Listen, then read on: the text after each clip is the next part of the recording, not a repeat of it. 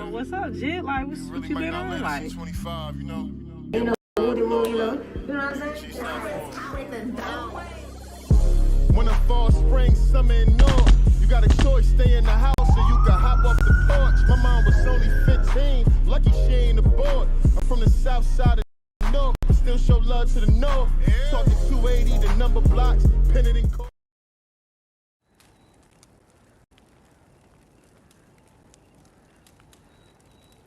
Sword of Destiny, written by Andrzej Sapkowski, translated from the Polish by David French, and read by Peter Kenny. The Bounds of Reason. Chapter 1. He won't get out of there, I'm telling ya, The pockmarked man said, shaking his head with conviction. It's been an hour and a quarter since he went down. That's the end of him. The townspeople, crammed among the ruins, stared in silence at the black hole gaping in the debris, at the rubble-strewn opening. A fat man in a yellow jerkin shifted from one foot to the other, cleared his throat, and took off his crumpled biretta. Let's wait a little longer, he said, wiping the sweat from his thinning eyebrows. For what? The spotty-faced man snarled. Have you forgotten, Alderman, that a basilisk is lurking in that there dungeon? No one who goes in there comes out. Haven't enough people perished? Why wait? But we struck a deal, the fat man muttered hesitantly. This just isn't right. We made a deal with a living man, Alderman, said the spotty-faced man's companion, a giant in an old butcher's apron. And now he's dead, sure as eggs is eggs. He was played from the start, he said he'd do, just like the others. Why, he even went in without a looking glass. Taking only a sword? And you can't kill a basilisk without a looking glass. Everyone knows that. You saved yourself a shilling, Alderman, the spotty-faced man added. Well, there's no one to pay for the basilisk. So, get off home nice and easy. We'll take the sorcerer's horse and chattels. Shame to let goods go to waste.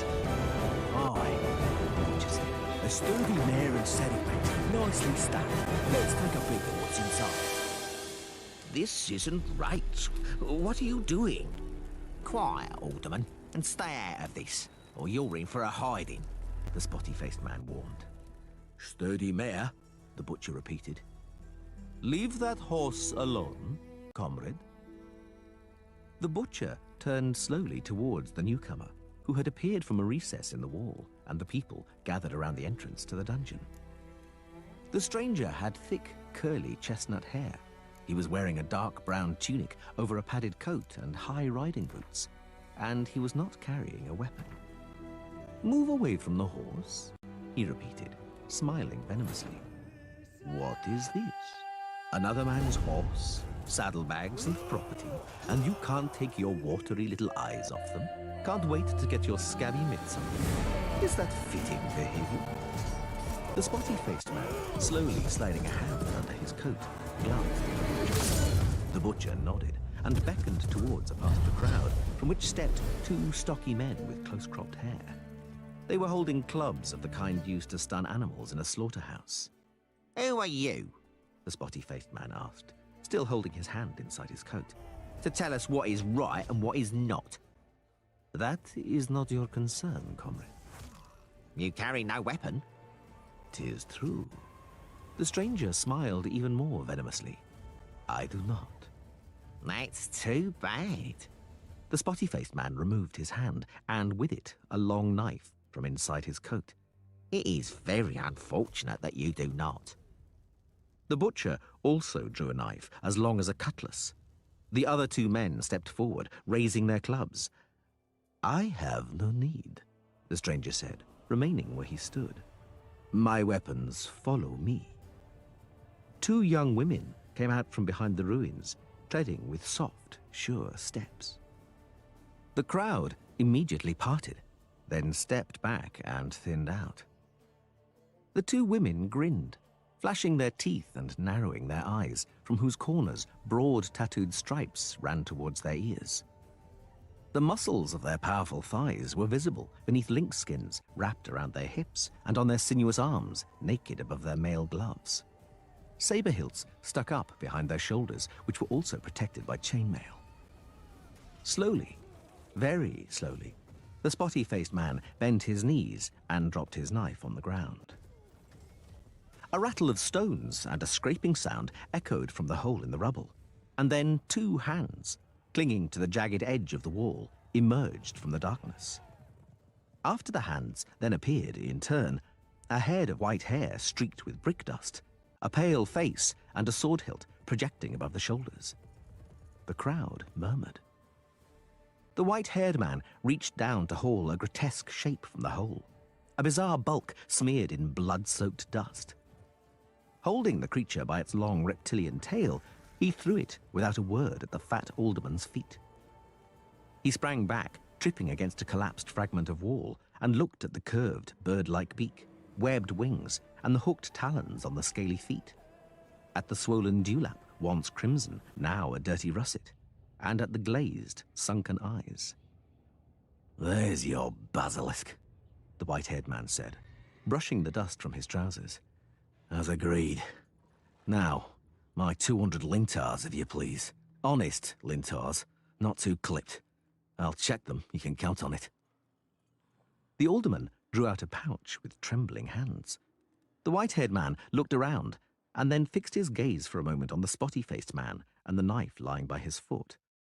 He looked at the man in the dark brown tunic and at the young women in the lynx skins. "As usual," he said, taking the pouch from the alderman's trembling hands. "I risk my neck for you for a paltry sum, and in the meantime you go after my things. You never change. A pox on the lot of you." "Haven't been touched," the butcher muttered, moving back. The men with the clubs had melted into the crowd long before. "Your things haven't been touched, sir." "That pleases me greatly," the white-haired man smiled. At the sight of the smile burgeoning on his pale face like a wound bursting, the small crowd began to quickly disperse. "And for that reason, friend, you shall also remain untouched. Go in peace, but make haste." The spotty-faced man was also retreating. The spots on his white face were unpleasantly conspicuous. "Hey, stop there," the man in the dark brown tunic said to him. "You've forgotten something." What is that, sir? "You drew a knife on me." The taller of the women suddenly swayed, legs planted widely apart, and twisted her hips. Her saber, which no one saw her draw, hissed sharply through the air. The spotty-faced man's head flew upwards in an arc and fell into the gaping opening to the dungeon. His body toppled stiffly and heavily, like a tree being felled among the crushed bricks. The crowd let out a scream. The second woman, hand on her sword hilt, whirled around nimbly, protecting her partner's back. Needlessly. The crowd, stumbling and falling over on the rubble, fled towards the town as fast as they could. The alderman loped at the front with impressive strides, outdistancing the huge butcher by only a few yards. "An excellent stroke," the white-haired man commented coldly, shielding his eyes from the sun with a black-gloved hand. "An excellent stroke from a Zerrikanian saber. I bow before the skill and beauty of the free warriors. I'm Geralt of Rivia." "And I," the stranger in the dark brown tunic pointed at the faded coat of arms on the front of his garment, depicting 3 black birds sitting in a row in the center of a uniformly gold field. "Am Borch, also known as 3 Jackals. And these are my girls, Thea and Vea.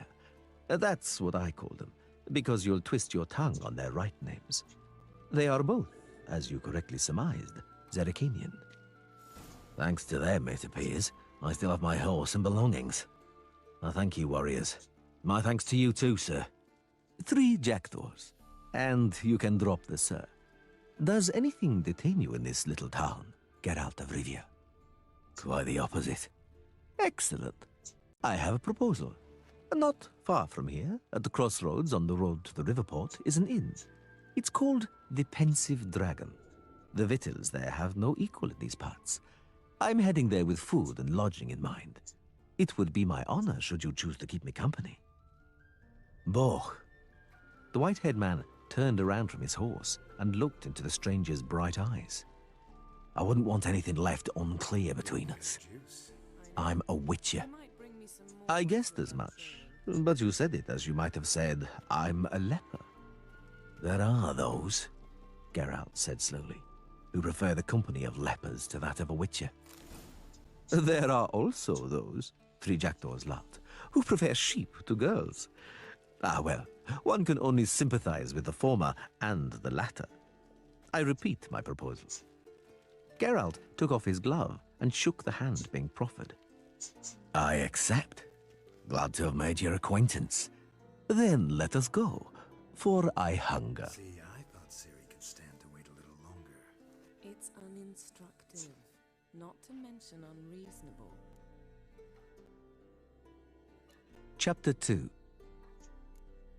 I don't want The innkeeper wiped the rough tabletop with a cloth, bowed and smiled.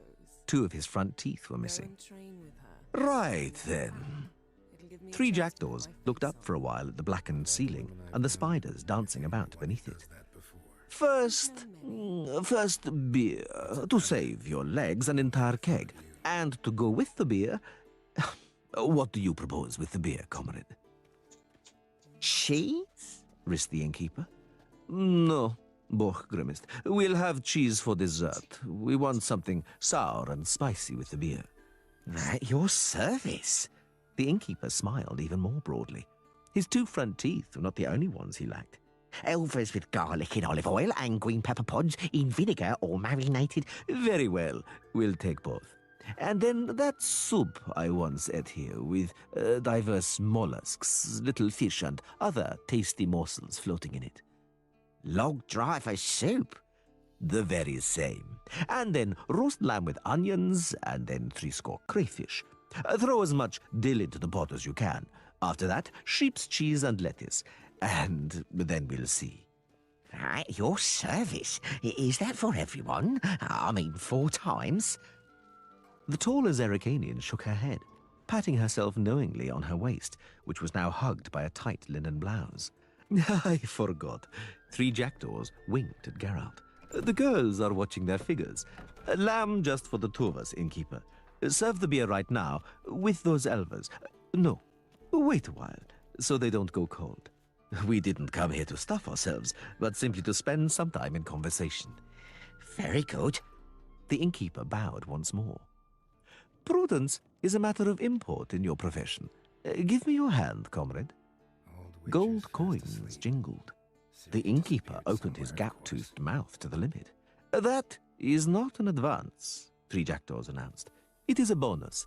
And now hurry off to the kitchen, good fellow. It was warm in the snug. Geralt unbuckled his belt, took off his tunic and rolled up his shirt sleeves. I see, he said, that you aren't troubled by a shortage of funds. Do you live on the privileges of a knightly estate? Partially. 3 jackdaws smiled without offering further details. They dealt quickly with the elvers and a quarter of the keg. Neither of the 2 Zerrikanians stinted on the beer, and soon were both in visible good humor. They were whispering something to each other. Vea, the taller one, suddenly burst out in throaty laughter. Are the warriors versed in the common speech? Geralt asked quietly, sneaking a sideways glance at them. Poorly, and they are not garrulous, for which they deserve credit. How do you find the soup, Geralt? Let us drink. Geralt, 3 jackdaws began, putting aside his spoon and hiccuping in a dignified manner. I wish to return, for a moment, to the conversation we had on the road. I understand that you, a witcher, wander from one end of the world to the other, and should you come across a monster along the way, you kill it. And you earn money doing that. Does that describe the witcher's trade? More or less. And does it ever happen that someone specifically summons you somewhere, on a special commission, let's say? Then what? You go and carry it out? That depends on who asks me and why. And for how much? That too. The Witcher shrugged. Prices are going up, and one has to live, as a sorcerer's acquaintance of mine used to say. Quite a selective approach. Very practical, I'd say. But at the root of it lies some idea, Geralt. The conflict between the forces of order and the forces of chaos, as a sorcerer acquaintance of mine used to say. I imagine that you carry out your mission, defending people from evil, always and everywhere, without distinction. You stand on a clearly defined side of the palisade. The forces of order, the forces of chaos. Awfully high-flown words, Borg. You desperately want to position me on one side of the palisade in a conflict which is generally thought to be perennial, began long before us, and will endure long after we've gone. On which side does the farrier shoeing horses stand? Or our innkeeper, hurrying here with a cauldron of lamb? What, in your opinion, defines the border between chaos and order? A very simple thing, said Three Jackdaws, and looked him straight in the eye. That which represents chaos is menace, is the aggressive side, while order is the side being threatened, in need of protection, in need of a defender. But let us drink, and make a start on the lamb. Rightly said. The Zerrikanians, watching their figures, were taking a break from eating, time they spent drinking more quickly. Vea, leaning over on her companion's shoulder, whispered something again, brushing the tabletop with her plaid. Thea, the shorter of the two, laughed loudly, cheerfully, narrowing her tattooed eyelids. Yes, Borg said, picking a bone clean. Let us continue our talk, if you will. I understand you aren't keen on being placed on either side. You do your job. That's correct. Yo, what up, Kev? But you cannot escape the conflict Morning, between bro. chaos What's and happening order. with you? Although it was your comparison, you are not a farrier. I've seen you work.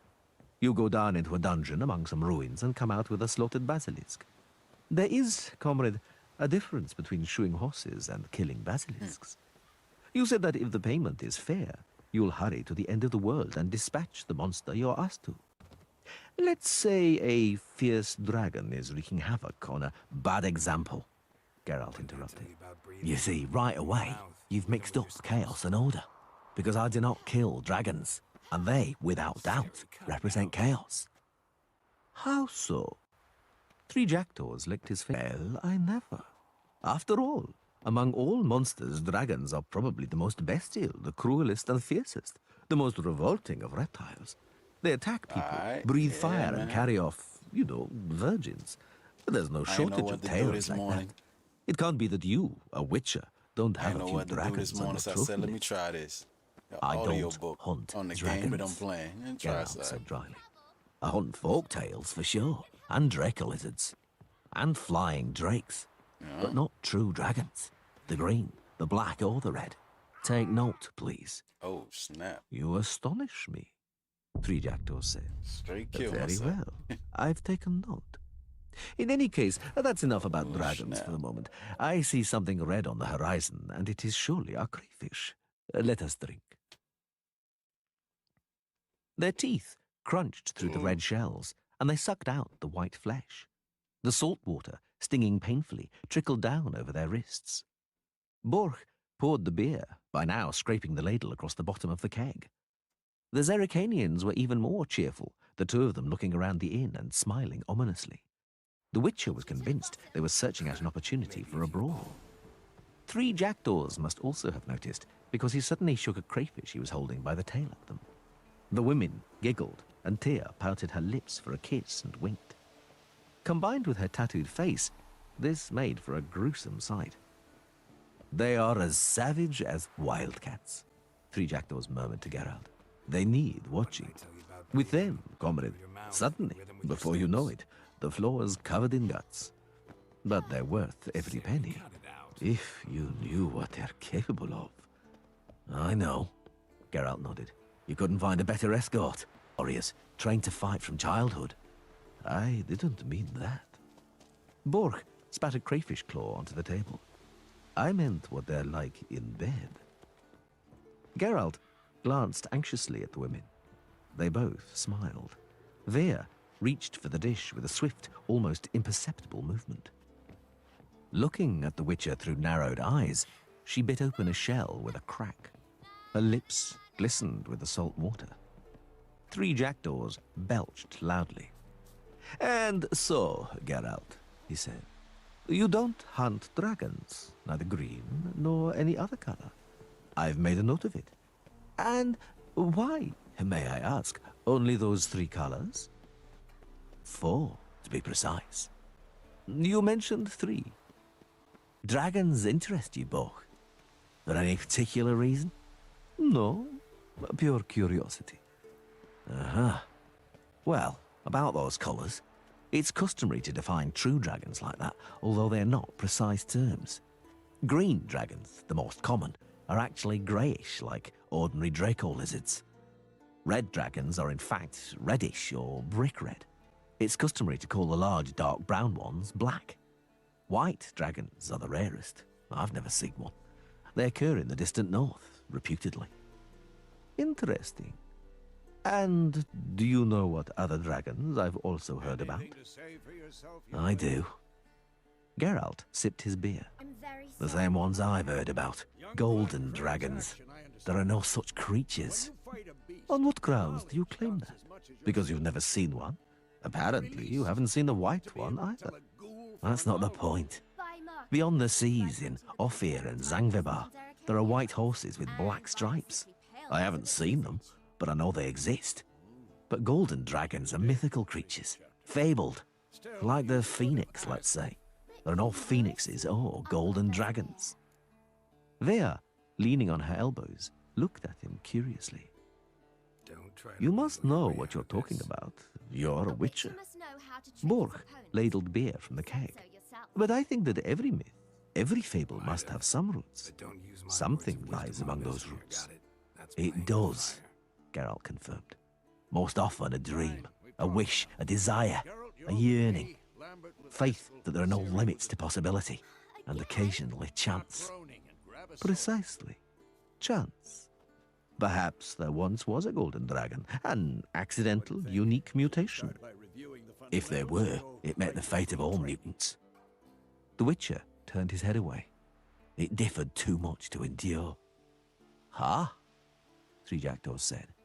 Now you are denying the laws of nature, Geralt. My sorcerer acquaintance was wont to say that every being has its own continuation in nature and survives in some way or another. The end of one is the beginning of another. There are no limits to possibility, or at least nature doesn't know any. Your sorcerer acquaintance was a great optimist, but he failed to take one thing into consideration, a mistake committed by nature, or by those who trifle with it. Be they plate-clad knights, ethereal wraiths, or bone-crushing giants. To match the strengths and exploit the weaknesses of different enemies, witchers need to use a variety of weapons and combat techniques. The core tools of their trade are their swords. One steel for fighting humans and non-humans, the other silver for slaying monsters. Witches also mastered a simple form of combat, magic. These signs are not as powerful as the spells wielded by mages, but they can be cast very quickly with simple one-handed gestures, making them quite useful in the heat of combat. Witches are also adept in basic alchemy. They can brew powerful potions, blade oils, and bombs, all of which give them a keen advantage when fighting stronger or faster foes. Somebody said I speak like I have a third-grade education.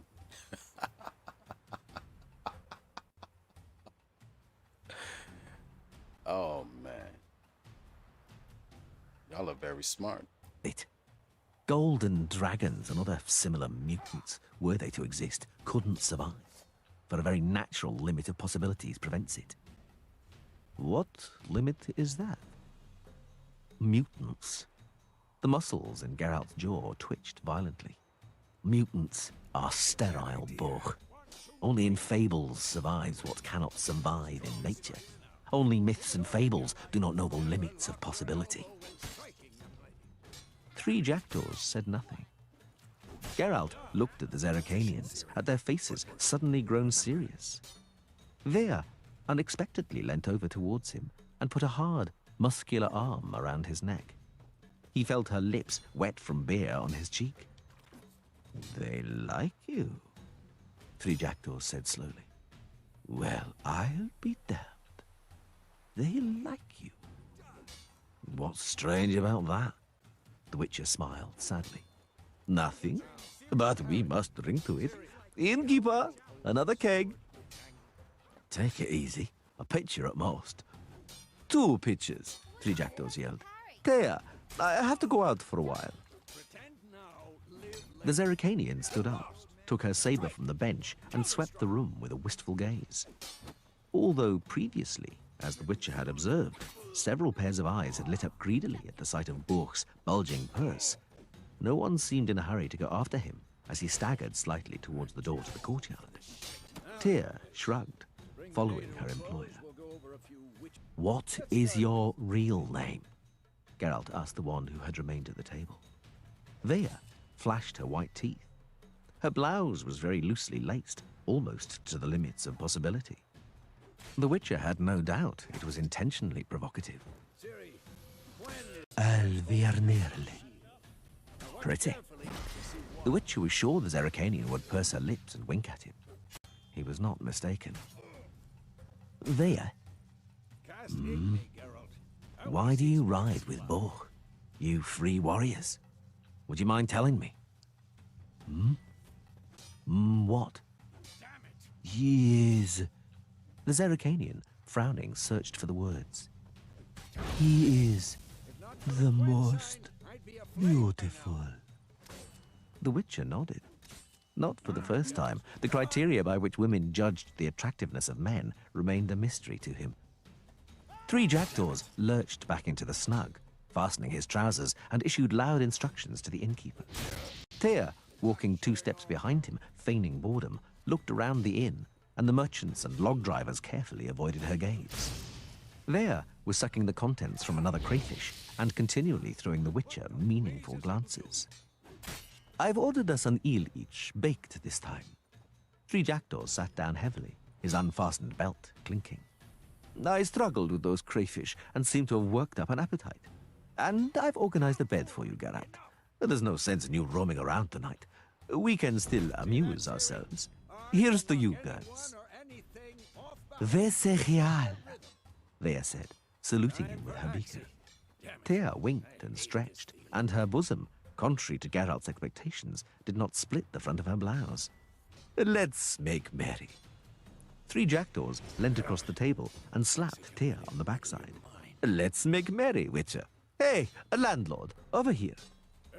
The innkeeper scuttled briskly over, wiping his hands on his apron. Could you lay your hands on a tub, the kind you launder clothes in, sturdy and large? How large, sir?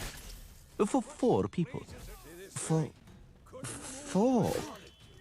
The innkeeper opened his mouth. For 4? 3 jackdaws confirmed, drawing a full purse from his pocket. I could. The innkeeper licked his lips. Splendid, Borch laughed. Have it carried upstairs to my room and filled with hot water, with all speed, comrade, and have beer brought there too. 3 pitchers. The Zerrikanians giggled and winked at the same time. Which one do you prefer? 3 jackdaws asked. Eh, Geralt? The Witcher scratched the back of his head. I know, it's difficult to choose, said 3 jackdaws understandingly. I occasionally have difficulty myself. Never mind, we'll give it some thought in the tub. Hey, girls, help me up the stairs.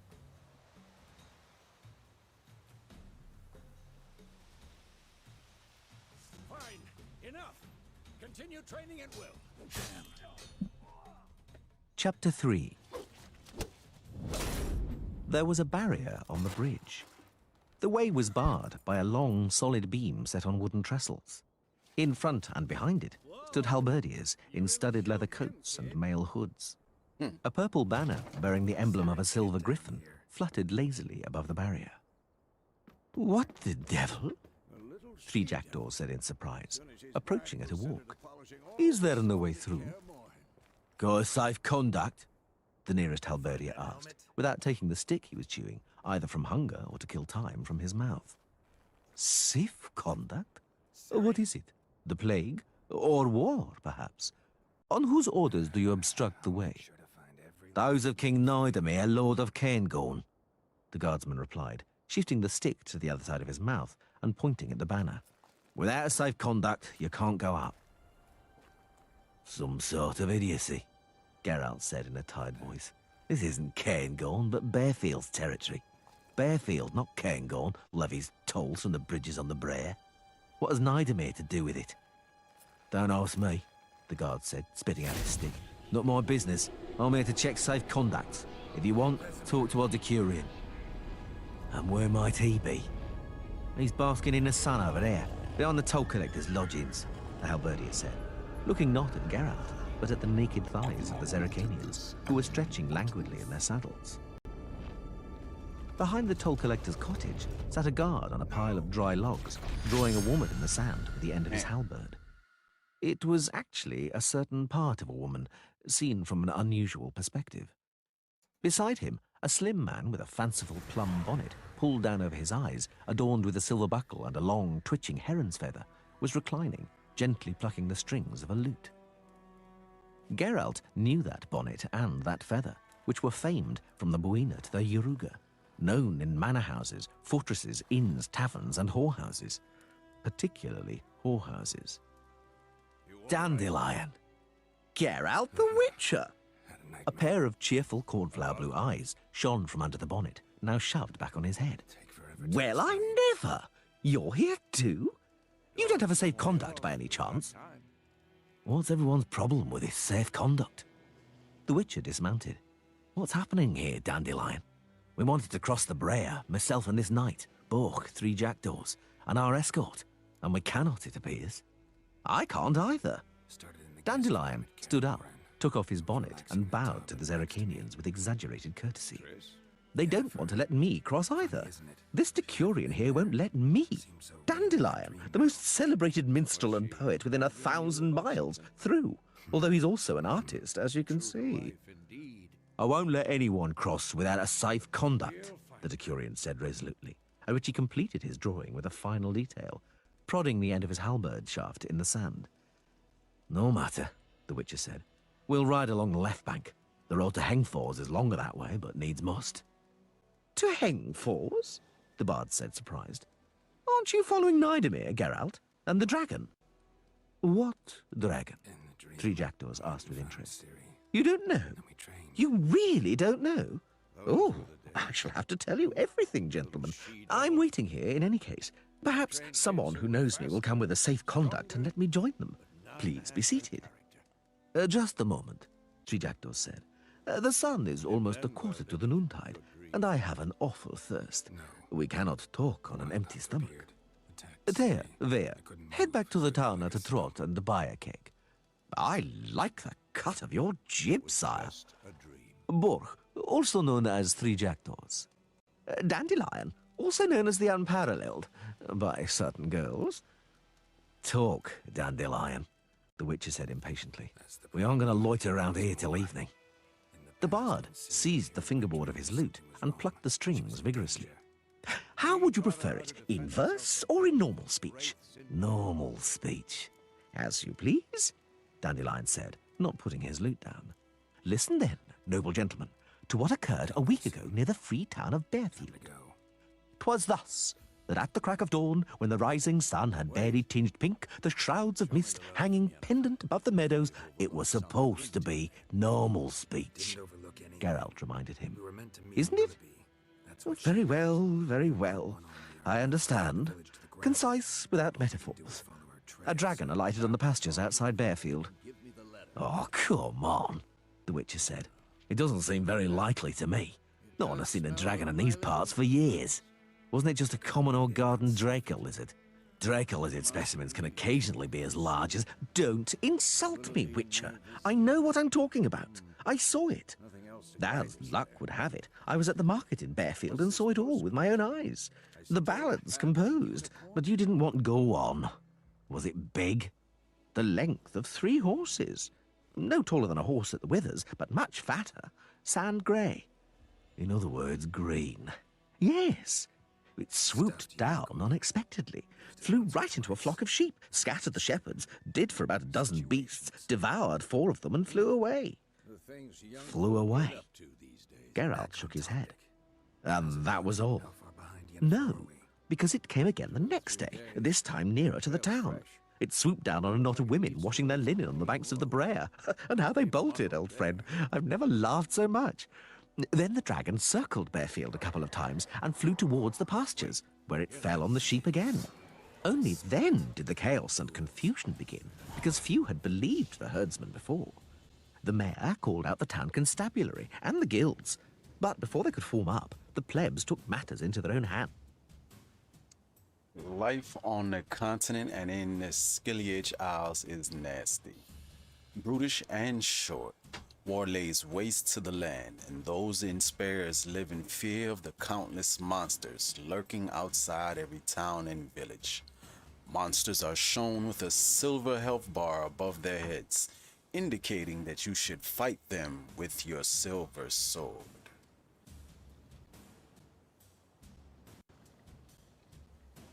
Hands and did for it. How? In a forceful peasant manner. The local master cobbler, a certain sheep bagger, came up with a way of dealing with the brute. They killed a sheep, stuffed it full of hellebore, deadly nightshade, poison parsley, brimstone and cobbler's tar. But just to be sure, the local apothecary poured in 2 quarts of his concoction for carbuncles, and the priest from the temple of Creva said prayers over the carcass. Then they stood the poisoned sheep among the flock, held up by a stake. If truth be told, no one believed the dragon would be lured by that shit, which stank to high heaven. But reality surpassed our expectations. Striking opponents generates adrenaline points. Certain abilities you can acquire allow you to perform special attacks that require and consume adrenaline points. Your adrenaline points slowly decline when you are not engaged in combat.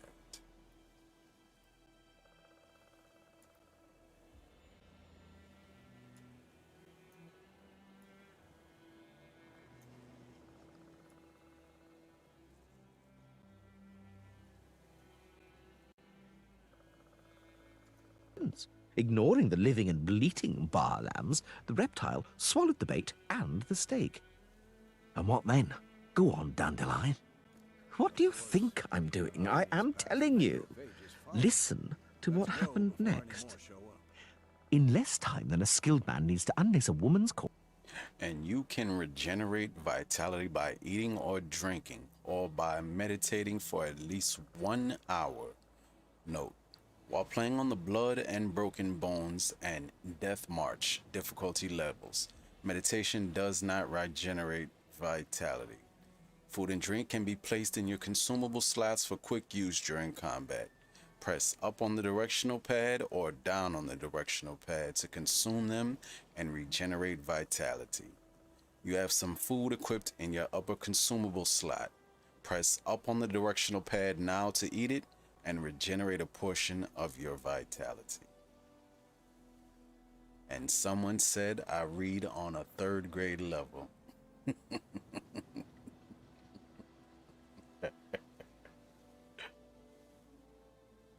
Continue. Corset, the dragon suddenly began to roar and vent smoke from its front and rear Walk up ends. to your horse It and turned press X somersaults, to tried to mount take off, and then collapsed and lay still. 2 volunteers set off to check whether the poisoned reptile was still breathing. It was the local... Witchers spend most of their time on the road in search of their next contract. They must trek across wide valleys, climb over high mountain peaks, and trudge through thick bogs. Luckily, Garrett can always count on his horse, Roach, to help him his travels. To have Roach come to you, double press L3. And someone says I read on a 3rd grade level. Continued.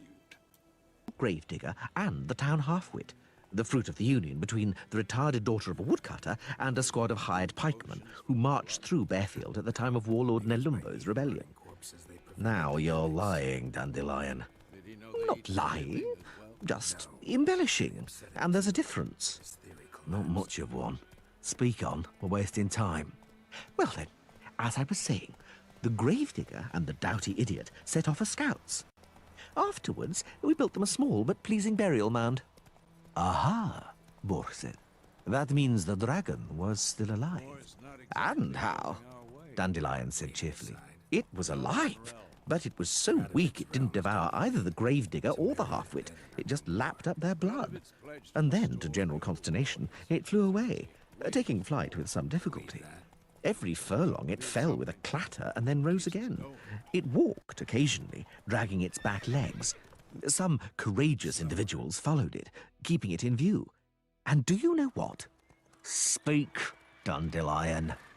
The dragon disappeared among the ravines of the Kestrel Mountains, near the source of the Brer, and hid in the caves there. Now everything's clear, Geralt said. The dragon has probably lived in those caves for centuries, in a state of torpor. I've heard of cases like that, and his treasure hoard must be there too. Now I know why they're blocking the bridge. Someone wants to get his greedy hands on the treasure, and that someone is Nidomir of Cairngorm. Exactly, the troubadour confirmed. The whole of Bearfield is fair seething for that reason, because they claim that the dragon and its hoard belongs to them. But they hesitate to cross Nidomir. Nidomir's a young whelp who hasn't started shaving, but he's already proved it doesn't pay to fall foul of him. And he wants that dragon like the very devil, which is why he's reacted so fast. Wants the treasure, you mean? Actually, more the dragon than the treasure. For you see, Nidomir has his eye on the kingdom of Maliore. A princess of a, so to speak, beddable age was left there after the sudden and odd death of the prince. The noblemen of Maliore look on Nidomir and the other suitors with reluctance, for they know that the new ruler will keep them on a short leash, unlike the callow princess. So they dug up some dusty old prophecy saying that the mitre and the lass's hand belong to the man who vanquishes the dragon. Because no one has seen a dragon there for ages, they thought they were safe. Nidomir, of course, laughed at the legend, took Maliore by force, and that was that. But when the news of the Bearfield dragon got out, he realized he could hoist the Maliore nobility by their own petard. If he showed up there clutching the dragon's head, the people would greet him like a monarch sent by the gods, and the nobleman wouldn't dare breathe a word. Does it surprise you, then, that he rushed after the dragon like a scalded cat? Particularly since it's dead on its feet. For him, it's a real godsend, a stroke of luck, by thunder. And he shut the competition out. So it would appear. And the people of Bearfield, except that he sent riders with safe conduct throughout the countryside. They're for the ones who are supposed to actually kill the dragon, because Nidomir himself is in no hurry to walk into a cave wielding a sword. In a flash, he drafted in the most renowned dragon slayers. You probably know most of them, Geralt. Possibly. Who's turned up? Ike of Denisla, to begin with. Damn. The Witcher whistled softly. The pious and virtuous Ike, a knight without flaw or blemish in person. Do you know him, Geralt? Borch asked. Is he really the scourge of dragons? Not just dragons. Ike is a match for any monster. He's even killed manticores and griffins. He's dispatched a few dragons, so I've heard. He's good, but he spoils my business, the swine, because he doesn't take any money for it. Who else, Dandelion? The Crinfield Reavers. Well, that's the dragon done for. Even if it has recovered, that trio are a good team. They fight pretty dirty, but they're effective. They've wiped out all the Draco lizards and folktails in Redania, not to mention 3 red and 1 black dragon, which they also dispatched. And that's no mean feat. Is that everybody? No. 6 dwarves under the command of Yarpin Zigrin have joined in. I don't know him. But you have heard of the dragon Okvist from Quartz Mountain? Yes, and I saw some gemstones from its hoard. There are sapphires of remarkable colour and diamonds as large as cherries. Well, know you that, because Yarpin Zigrid... Populated areas. You're nearing a village. Don't disturb the peace. Remember, town guards and hired watchmen won't tolerate theft, and also won't look kindly on you accosting others. Local residents often erect notice boards near settlements such as villages and cities. These are marked on your map. Examine them to learn about contracts, work for witchers, and local happenings. And someone says I read like a 3rd grader. And his dwarves did for Okvist.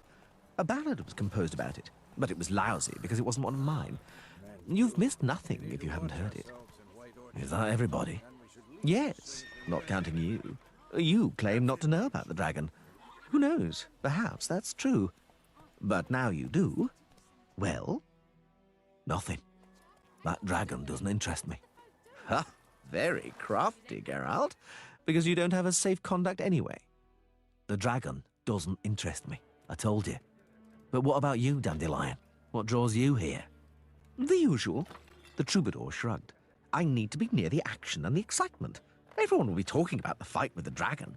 Of course, I could compose a ballad based on reports, but it'll sound different sung by someone who saw the fight with his own eyes. Fight? 3 jackdaws laughed. More like some kind of pig sticking or a carcass being quartered. I'm listening, and I'm astounded. Celebrated warriors rushing here as fast as they can to finish off a half-dead dragon poisoned by a peasant. It makes me want to laugh and vomit. You're wrong, Geralt said. If the dragon hasn't expired from the poison, its constitution has probably already fought it off, and it's back at full strength. It actually doesn't make much difference. The Cringford Reavers will kill it anyway, but it'll put up a fight, if you want to know. So you're betting on the Reavers, Geralt? Naturally. Don't be so sure. The artistic guard, who'd been silent up to then, spoke up. A dragon is a magical creature, and you can't kill it any other way than with spells. If anybody can deal with it, then it's that sorceress who rode through yesterday. Who was that? Geralt cocked his head. The sorceress, the guard repeated. I told you. Did she give her name? She did, but I've forgotten it. She had a safe conduct. She was young, comely in her own way, but those eyes. You know how it is, sire. You come over all cold when they look at you. Know anything about this, Dandelion? Who could it be? No, the bard grimaced. Young, comely, and those eyes. Some help that is. They're all like that. One of them that I know, and I know plenty, looks older than 25, 30. Though some of them, I've heard, can recall the times when the forest soughed as far as where Novigrad stands today. Anyway, what are elixirs and mandrake for? And they also sprinkle mandrake in their eyes to make them shine, as women will. Was her hair red? The Witcher asked. No, Sire, the Decurion said. Coal black. And her horse, what colour was it? Chestnut with a white star. No, black, like her hair. Well, gentlemen, I'm telling you, she'll kill the dragon. A dragon's a job for a sorcerer. Human strength isn't enough against it. I wonder what the cobbler sheepbagger would have to say about that, Dandelion laughed. If he'd had something stronger to hand than hellebore and deadly nightshade, the dragon's skin would be drying on the Bearfield stockade. The ballad would be ready, and I wouldn't be fading in this sun. Why exactly didn't Nidemir take you with him? Geralt asked, looking askance at the poet. You were in Bearfield when he set off, after all. Could it be that the king doesn't like artists? How come you're fading here instead of strumming an air by the royal stirrups? The cause was a certain young widow, Dandelion said dejectedly. The hell with it. I tarried, and the next day, Nidemir and the others were already over the river. They even took that sheep-bagger with them, and some scouts from the Bearfield Constabulary. They just forgot about me. I've explained it to the Decurion, but he keeps repeating, if there's a safe conduct, I'll let you through, the halberdier said dispassionately, relieving himself on the wall of the toll collector's cottage. If there isn't, I don't let you through. I've got me orders. Oh, 3 jackdaws interrupted him. The girls are returning with the beer. And they aren't alone, Dandelion added, standing up. Look at that horse, big as a dragon. The Zerricanians galloped up from the birchwood, flanking a rider sitting on a large, restless warhorse. The Witcher also stood up. The rider was wearing a long purple velvet caftan with silver braid and a short coat trimmed with sable fur. Sitting erect in the saddle, he looked imperiously down at them. Geralt knew that kind of look and was not fond of it. Greetings, gentlemen. I am Doregre. The rider introduced himself, dismounting slowly and with dignity. Master Doregre, sorcerer. Master Geralt, Witcher. Master Dandelion, poet.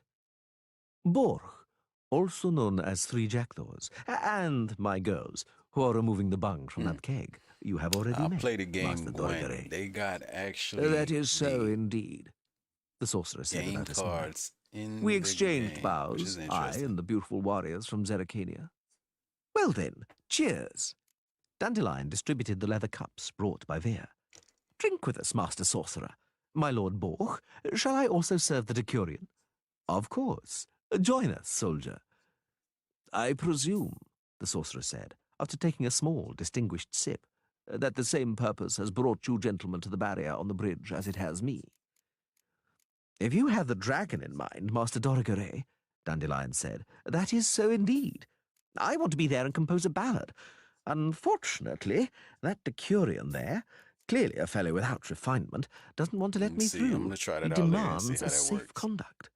See if I it beg your pardon, the halberdier said, draining his works cup in the and smacking game. his I lips. have Gwen I've been ordered on for pain of death Steam, not to let anyone through without a safe and conduct. I played And I'm it a told the long whole time of ago. I haven't Bearfield has played already it in a gathered with while. wagons So and plans to head up after the dragon. I see if have that my transfers orders. over. Your orders, soldier, Give it a Dorgare try. frowned. Apply to the rabble who might hinder, trollops who might spread debauchery and foul sicknesses, thieves, scum, and rabble, but not to me. I won't let anyone through without a safe conduct, the Decurion glowered. I swear. Don't swear. 3 jackdaws interrupted him. Better to have another drink. Thea, pour this stout-hearted soldier a beer, and let us be seated, gentlemen. Drinking standing up in a rush and without due reverence does not become the nobility. They sat down on logs around the keg. The halberdier, newly raised to nobility, blushed with pleasure. Drink, brave centurion, 3 jackdaws urged. But I am a decurion, not a centurion, the halberdier said, blushing even more intensely. But you will be a centurion for certain, Borch grinned. You're an astute fellow. You'll be promoted in no time. Dorgare, declining a refill, turned towards Geralt. People are still talking about the basilisk in town, Witcher, sir. And you now have your eye on the dragon, I see, he said softly. I wonder whether you're so short of money, or whether you murder endangered creatures for the simple pleasure of it. Curious interest, Geralt answered, coming from someone who is rushing not to be late for the butchering of a dragon, in order to knock out its teeth, so crucial, after all, in the making of magical cures and elixirs. Is it true, sorcerer, sir, that the best ones are those removed from a living dragon? Are you certain that is why I am going there? I am, but someone has already beaten you to it, Dorgare. A female companion of yours has already gone through with a safe conduct, which you don't have. She is black-haired, if that's of any interest to you. On a black horse? Apparently. Yennefer, Dorgare said glumly. Unnoticed by anybody, the Witcher twitched. A silence fell, broken only by the belching of the future centurion. Nobody without a safe conduct. Will 200 lintar suffice? Geralt calmly took from his pocket the purse received from the fat alderman. Ah, Geralt. 3 jackdaws smiled mysteriously. So you... my apologies, Borch. I'm sorry, but I won't ride with you to Hengfors. Another time, perhaps. Perhaps we'll meet again. I have no interest in going to Hengfors, 3 jackdaws said slowly. Not at all, Geralt. Put away that purse, sire, the future centurion said menacingly. That's sheer bribery. I won't even let you through for 300. And for 500? Borch took out his pouch. Put away that purse, Geralt. I'll pay the toll. This has begun to amuse me. 500 soldiers, sir? 100 apiece, counting my girls as one gorgeous item. What? Oh dear, the future centurion said, distressed, stowing Borch's pouch away under his jacket. What will I tell the king? Tell him, Dorgare said, straightening up and removing an ornate ivory wand from his belt, that you were overcome by fear when you saw it. Saw what, sire? The sorcerer flourished his wand and shouted an incantation. A pine tree on the riverbank burst into flames. In one moment, the entire tree was engulfed from top to bottom in a blaze of fire. "To horse!" cried Dandelion, springing up and slinging his lute across his back. "To horse, gentlemen and ladies! Raise the barrier!" The rich Decurion, with a good chance of becoming a centurion, shouted to the halberdiers. On the bridge, beyond the barrier, Vea reined in her horse. It skittered, hooves thudding on the planking. The woman, tossing her plaits, screamed piercingly. "That's right, Vea!" 3 jackdaws shouted back. "Onwards, my lords, to horse! We'll ride in the Zeracanian fashion, with a thundering and a yelling."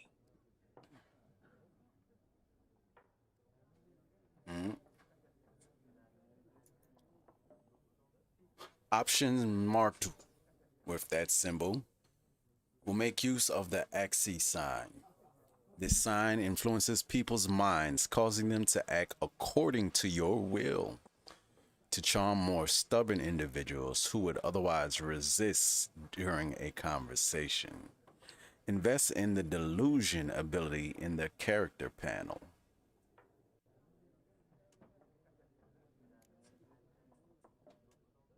Raven-haired woman dressed in black and white. Seen her? Talk. Folks say the lady rode through the village a few days back. Galloping so fast she knocked Radabor into a ditch. Which way did she go? Dunno. Lots of tracks leading off the main road. Could have gone anywhere. Oi, people! The freak's taken Micah's mind! Uh-huh. And I'll take your tongue if you don't shut up.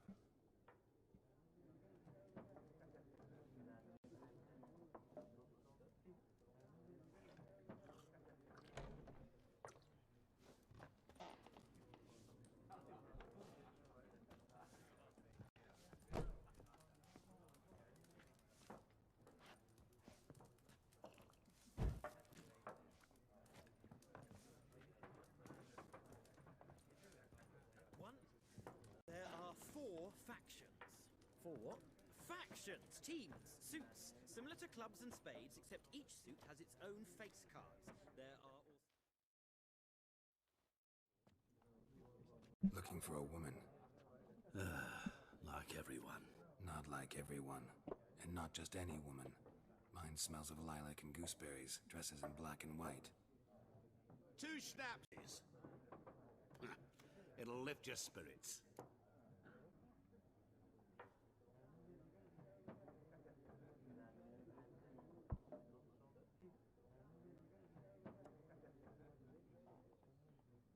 Maybe it's just me. I feel like I'm being set up. Don't generally drink with strangers. Come. I know this to be a vile place. You might down a little glass merely to aid digestion. Can we cut to the chase? You seen her or not? Yennefer of Vengerberg.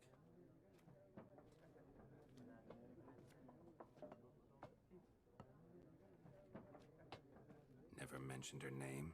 Yet you described her perfectly. Once I hear something, I never forget. Can't help it. How do you know Yennefer? What a question. Master Dandelion's ballads, of course. The only way a humble merchant might hope to rub up against greatness. Unless, that is, he's as lucky as I am. And runs into a very patient witcher. It's a Geralt of Rivia himself. The Butcher of Blaviken.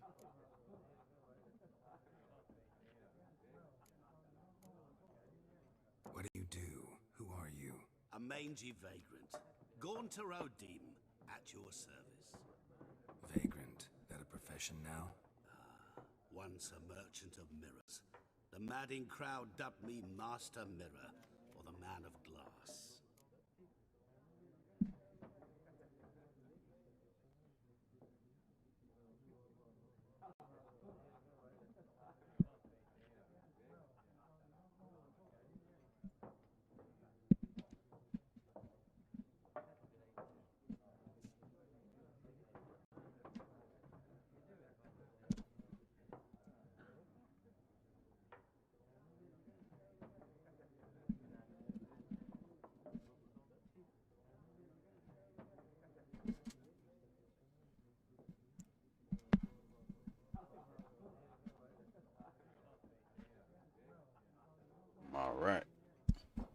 How's that sound?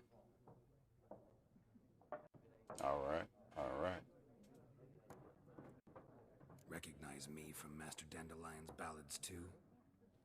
To your health.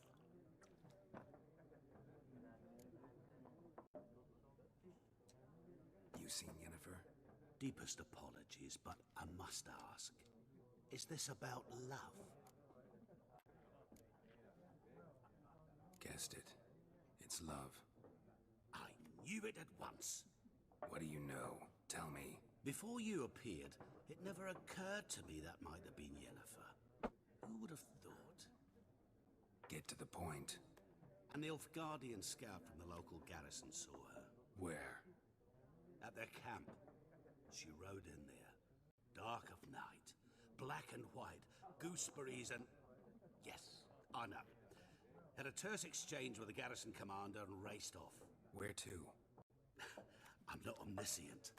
Ask at the garrison. Chapter 4. Thanks. Well, just look, said the oldest of the Reavers, Boholt, massive and burly, like the trunk of an old oak tree. So, Nidemir didn't chase you away, my good sirs, though I was certain he would. But it's not for us paupers to question royal commands. Join us by the campfire. Make yourselves a pallet, boys. And between you and me, Witcher, what did you talk to the king about? About nothing, Geralt said, making himself comfortable by leaning back against his saddle, which he had dragged over beside the fire. He didn't even come out of his tent to talk to us. He just sent that flunky of his. What's his name? Gillenstern, said Jarpen Sigrid, a stocky, bearded dwarf who was rolling a huge resinous tree stump he had dragged from the undergrowth into the fire. Pompous upstart, fat hog. When we joined the hunt, he came over, nose stuck up towards the heavens. Pooh, pooh. Remember, you dwarves, he says. Who's in command? Who you have to obey? King Nidemir gives the orders here, and his word is law, and so on. I stood and listened, and I thought to myself, I'll have my lads knock him to the ground, and I'll piss all over his cape. But I dropped the idea, you know, because word would get around again the dwarves are nasty, that we're aggressive, that they're horse sons, and it's impossible to live with them in, what the hell was it? Ammonium, or wherever it was. And right away there'd be another pogrom somewhere, in some little town or other, so I just listened politely and nodded. It looks like that's all Lord Gillenstern knows, Geralt said, because he said the same to us, and all we did was nod too. And I reckon, the second Reaver said, spreading a blanket over a pile of brushwood, it was a bad thing Nidemir didn't chase you away. Doesn't bear thinking how many people are after this dragon. Swarms of them. It's not a hunting expedition no more. It's a funeral procession. I need elbow room when I'm fighting. Come off it, Gar, Boholt said. The more the merrier. What, never hunted a dragon before? There's always a swarm of people behind a dragon, a noisy rabble, a veritable bordello on wheels. But when the reptile shows up, guess who's left standing in the field? Us, that's who. Boholt was silent for a moment, took a long draw from a large wicker-bound demijohn, blew his nose loudly and coughed. Another thing, he continued. In practice, it's often only after the dragon's been killed that the merrymaking and bloodletting begins and the heads start rolling. It's only when the treasure's being shared out that the hunters go for each other's throats. Right, Geralt? Aye, am I right? Witcher, I'm talking to you. I'm aware of cases like that, Geralt concurred dryly. Aware, you say? No doubt from hearsay, because I can't say I've ever heard of you stalking a dragon. Never in all my born days have I heard of a witcher hunting dragons, which makes it all the stranger you're here. True, drawled Kennet, also known as Beanpole, the youngest Reaver. That's strange. And wait, Beanpole, I'm talking, Boholt cut in. And besides, I don't plan to talk for too long. Anyway, the Witcher knows what I'm on about. I know him and he knows me, and up to now we haven't got in each other's way, and we probably never will. You see, lads, if I wanted to disrupt the Witcher's work or snatch the loot from under his nose, the Witcher would waste no time slashing me with that Witcher razor of his, and he'd be within his rights. Agreed? No one seconded or challenged this. There was nothing to suggest that Boholt cared either way. Aye, he continued. The more the merrier, as I said. And the Witcher may prove useful to the company. It's wild and deserted around gotta here, aim within and the should a game. frightener or Iliocoris or Like a I said again, Strigger I jump bought out at those us, there cards might with be the trouble. intention that I was But thinking if I would Geralt's get them standing in by, my there won't be any actual trouble, because point that's game on his Steam, but- speciality. Okay. But dragons aren't his speciality, right? Once more, no one seconded or challenged this. Lord Three Jackdaws is with Geralt, continued Boholt, handing the demijohn to Yarpen. And that's enough of a guarantee for me. So, who's bothering you, Gar, Beanpole? Can't be Dandelion, can it? Dandelion? Yarpen Zigrin said, passing the demijohn to the bard. Always tags along whenever something interesting's happening, and everybody knows he doesn't interfere, doesn't help, and won't slow the march down. Bit like a bird on a dog's tail, right, boys? The boys, stocky, bearded dwarves, cackled, shaking their beards. Dandelion pushed his bonnet back and drank from the demijohn. Bloody hell! He groaned, gasping for air. It takes your voice away. What was it distilled from? Scorpions? There's one thing irking me, Geralt, Beanpole said, taking the demijohn from the minstrel. And that's you bringing that sorcerer along. We can hardly move for sorcerers. That's true, the dwarf butted in. Beanpole's right. We need that Doragary like a pig needs a saddle. For some time now we've had our very own witch, the noble Yennefer. Ugh. He spat her name. Yes, indeed, Boholt said, scratching himself on his bull neck, from which a moment earlier he'd unfastened a leather collar, bristling with steel studs. There are too many sorcerers here, gentlemen. Too many, to be precise, and they're a sight too thick with our Nidemere. Just look, we are under the stars around a fire, and they, gentlemen, are in the warm, plotting in the royal tent, the cunning foxes. Nidemere, the witch, the wizard, and Gillenstern. And Yennefer's the worst. And do you want to know what they're plotting? How to cheat us, that's what. Ain't stuffing themselves with venison, Beanpole interjected gloomily. And what did we eat? Marmot. And what's a marmot, I ask you? A rat, nothing else. So what have we eaten? Rat. Never mind, Gar said. We'll soon be sampling dragon's tail. There's nothing like dragon's tail roasted over charcoal. Yennefer, Boholt went on, is a foul, nasty, mouthy bint. Not like your lasses, Lord Borch. They are quiet and agreeable. Just look, they've sat down by the horses. They're sharpening their sabres. I walked past, said something witty. They smiled and showed their little teeth. Yes, I'm glad they're here. Not like Yennefer. All she does is scheme and scheme. And I tell you, we have to watch out, because we'll end up with shit all from our agreement. What agreement, Boholt? Well, Yarpen, do we tell the Witcher? Ain't got nothing against it, the dwarf answered. There's no more booze, Beanpole interjected, turning the demijohn upside down. Get some, then. You're the youngest, my lord. The agreement was our idea, Geralt, because we aren't hirelings or paid servants, and we won't be having Nidemere send us after that dragon and then toss a few pieces of gold in our direction. The truth is, we'll cope with that dragon without Nidemere, but Nidemere won't cope without us. So, it's clear from that who's worth more and whose share should be bigger. And we put the case fairly. Whoever takes on the dragon in mortal combat and bests it takes half of the treasure hoard. Nidemere, by virtue of his birthright and title, takes a quarter in any event. And the rest, provided they help, will share the remaining quarter between themselves equally. What do you think about that? What does Nidemere think about it? He said neither yes nor no, but he'd better not put up a fight, the whippersnapper. I told you, he won't take on the dragon himself. He has to count on experts, which means us, the Reavers, and Yarpen and his lads. We and no one else will beat the dragon at a sword's length. The rest, including the sorcerers, if they give honest assistance, will share a quarter of the treasure among themselves. Who do you include in the rest, apart from the sorcerers? Dandelion asked with interest. Certainly not buskers and poetistas, Yarpen Zigrin cackled. We include those who put in some work with a battle axe, not a lute. Aha, Three Jackdaws said, looking up at the starry sky, And how will the cobbler sheepbagger and his rabble be contributing? Yarpin Zegrin spat into the campfire, muttering something in Dwarven. The constabulary from Bearfield know these bloody mountains and will act as guides, Boholt said softly. Hence, it will be fair to allow them a share of the spoils. It's a slightly different matter with the cobbler. You see, it will go ill if the peasantry become convinced that when a dragon shows up in the land, instead of sending for professionals, they can casually poison it and go back to humping wenches in the long grass. If such a practice became widespread, we'd probably have to start begging, yes?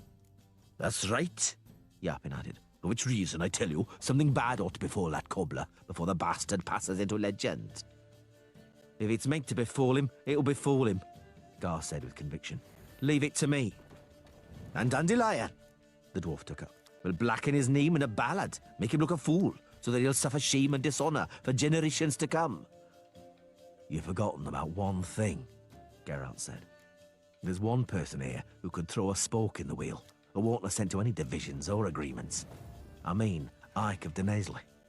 Have you talked to him? What about? Boholt said, grinding his teeth, using a stout stick to move the logs around in the campfire. You won't get anywhere with Ike, Geralt.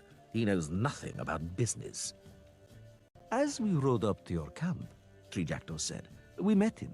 He was kneeling on the rocks in full armor, staring at the sky. He's always doing that, Beanpole said. He's meditating or saying his prayers. He says he must, because he has orders from the gods to protect people from evil. Not quite like playing it on Back Steam, home in but Crinfrey, okay. Boholt muttered, we keep people like that on a chain in the cowshed and give them a piece of coal so they can draw outlandish pictures on the walls. But that's enough gossip about my neighbours. We are talking business. Thanks. A petite young woman with black hair, held tightly by a gold hairnet, wrapped in a woolen cloak, noiselessly entered the circle of light. What reeks so much round here? Yarpin Zegrin asked, pretending not to see her. Not brimstone, is it? No. Boholt, glancing to the side and sniffing pointedly. It's musk or some other scent. No, it has to be. The dwarf grimaced. Oh, why, it's the noble Madame Yennefer. Welcome, welcome. The sorceress's eyes slowly swept over the company, her shining eyes coming to rest for a while on the Witcher. Geralt smiled faintly. May I join you? But of course, good lady, Boholt said and hiccuped. Sit down here on the saddle. Move your ass, Kenneth, and give the noble sorceress the saddle. From what I hear, you're talking business, gentlemen. Yennefer sat down, stretching out her shapely black-stockinged legs in front of her. Without me? We didn't dare, Yarpin Zegrin said. Trouble such an important personage. It would be better, Yarpin. Yennefer narrowed her eyes, turning her head towards the dwarf. If you kept quiet. From the very first day, you've been treating me as if I were nothing but air. So please continue. Don't let me bother you, because it doesn't bother me either. Really, my lady? Yarpin's smile revealed uneven teeth. May I be infested by ticks if I haven't been treating you better than the air? I've been known, for example, to spoil the air, which there's no way I dare to do in your presence. The bearded boys roared with thunderous laughter, but fell silent immediately at the sight of the blue glow which suddenly enveloped the sorceress. One more word, and you will end as spoiled air. Yup, Yennefer said, in a voice with a metallic edge, and a black stain on the grass. Indeed. Boholt cleared his throat, relieving the silence that had fallen. Quiet, Zegrin. Let's hear what Madame Yennefer has to say to us. She just complained that we're talking about business without her, from which I conclude she has some kind of offer for us. Let's hear, my lords, what kind of offer it is, as long as she doesn't suggest killing the dragon by herself using spells. And what if I do? So, game saves. Your game state will automatically saved. Oh, pardon. Your game state will be automatically saved when you reach certain milestones in the story. Still, You should save your progress early and often on your own. The world is full of predators, bloodthirsty beasts, bandits, and countless other dangers. And someone said I read like a third grader. Yennefer raised her head. Don't think it's possible, Boholt? It might be possible, but it's not profitable, because you'd be certain to demand half the dragon's hoard. At least half, the sorceress said coldly. Well, you'll see for yourself there's no profit in it for us. We, my lady, are poor warriors, and if the loot passes us by, hunger will come beckoning. We live on sorrel and pigweed. Only once in a blue moon do we manage to catch a marmot. Yarpen Zigrin interrupted in a somber voice. We drink spring water. Boholt took a swig from the demijohn and shuddered slightly. There's no choice for us, Madam Yennefer. It's either loot or freeze to death in the winter, huddled against a fence, for inns cost money. Beer does too, Gar added. And dirty strumpets, Beanpole said, daydreaming. Which is why, Boholt said, looking up at the sky, we will kill the dragon by ourselves, without spells and without your help. Are you certain about that? Just remember, there are limits to what is possible, Boholt. Perhaps there are, but I've never come across them. No, my lady, I repeat, we'll kill the dragon ourselves, without any spells. Particularly, Yarpen Zigrin added, since spells surely have their own limits, which, unlike our own, we don't know. Did you come up with that yourself? Yennefer asked slowly. Or did someone put you up to it? Does the presence of the Witcher in this select company give you the right to such brazenness? No, Boholt replied, looking at Geralt, who seemed to be dozing, stretched out lazily on a blanket with his saddle beneath his head. The Witcher has nothing to do with it. Listen, noble Yennefer. We put forward a proposition to the king, but he hasn't honored us with an answer. We're patient. We'll wait till the morning. Should the king agree to a settlement, we ride on together. If not, we go back. Must you? The dwarf snarled. There won't be any bargaining, Boholt continued. Take it or leave it. Repeat our words to Nidomir, Madam Yennefer, and I'll tell you, a deal's also good for you and for Dorogore, if you come to an agreement with him. We don't need the dragon's carcass, mark you. We'll take but the tail, and the rest is yours. You can have whatever you want. We won't stint you with the teeth or the brain. We'll keep nothing that you need for sorcery.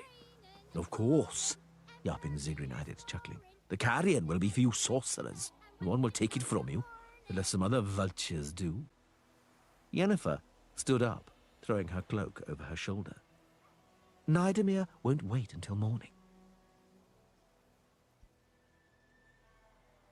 Geralt has learned from experience to keep a close eye on his surroundings as he travels, for he never knows when he'll run into someone or something of interest. A damsel in distress, a merchant peddling rare wares, or a nest of pesky monsters. Such locations are marked on your map with the following icons: the notice board, quest giver, merchant, armorer, blacksmith, herbalist, alchemist, place of power, monster nest, armorer's table, grindstone. And someone said, you know the rest. She said sharply. He has agreed to your conditions already, against mine and Dorogore's advice, mark you. Nidomir, Boholt slowly drawled, is displaying astonishing wisdom, one so young. To me, Madam Yennefer, wisdom includes the ability to turn a deaf ear to foolish or insincere advice. Yarpen Zigrin snorted into his beard. You'll be singing a different tune. The sorceress put her hands on her hips. When the dragon lacerates and perforates you, and shatters your shin bones, you'll be licking my shoes and begging for help, as usual. How well, oh how very well, do I know your sort. I know you so well it makes me sick. She turned away and disappeared into the gloom without saying goodbye. In my day, Yarpin Zegrin said, sorceresses stayed in their towers, read learned books, and stirred cauldrons. They didn't get under warriors' feet, didn't interfere in our business, and didn't wiggle their bottoms in front of a fellow. Frankly speaking, she can wiggle all she likes, Dandelion said, tuning his lute. Right, Geralt? Geralt? Hey, where's the Witcher? What do we care? I'll take that. Boholt muttered, throwing another log on the fire. He went somewhere. Perhaps he had to relieve himself, my lord. It's his business. That's right, the bard agreed, and strummed the strings. Shall I sing you something? Sing, damn it, Yarpin Zigrid said and spat. But don't be thinking, Dandelion, that I'll give you as much as a shilling for your bleating. It's not the royal court, son. I can see that, the troubadour nodded.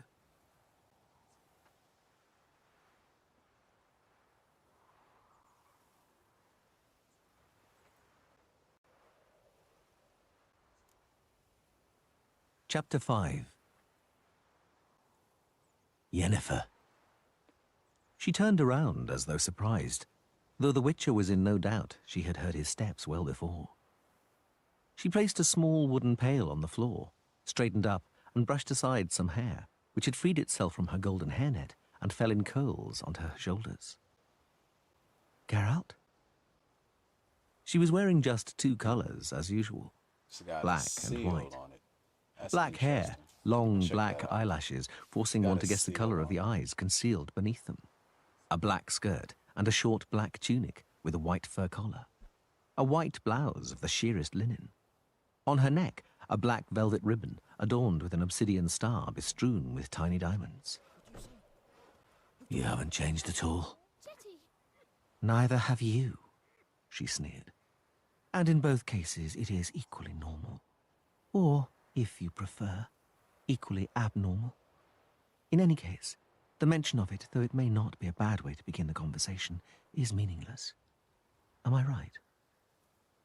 You are, he nodded, looking to one side, towards Nidamir's tent and the fires of the royal bowmen, obscured by the dark shapes of wagons.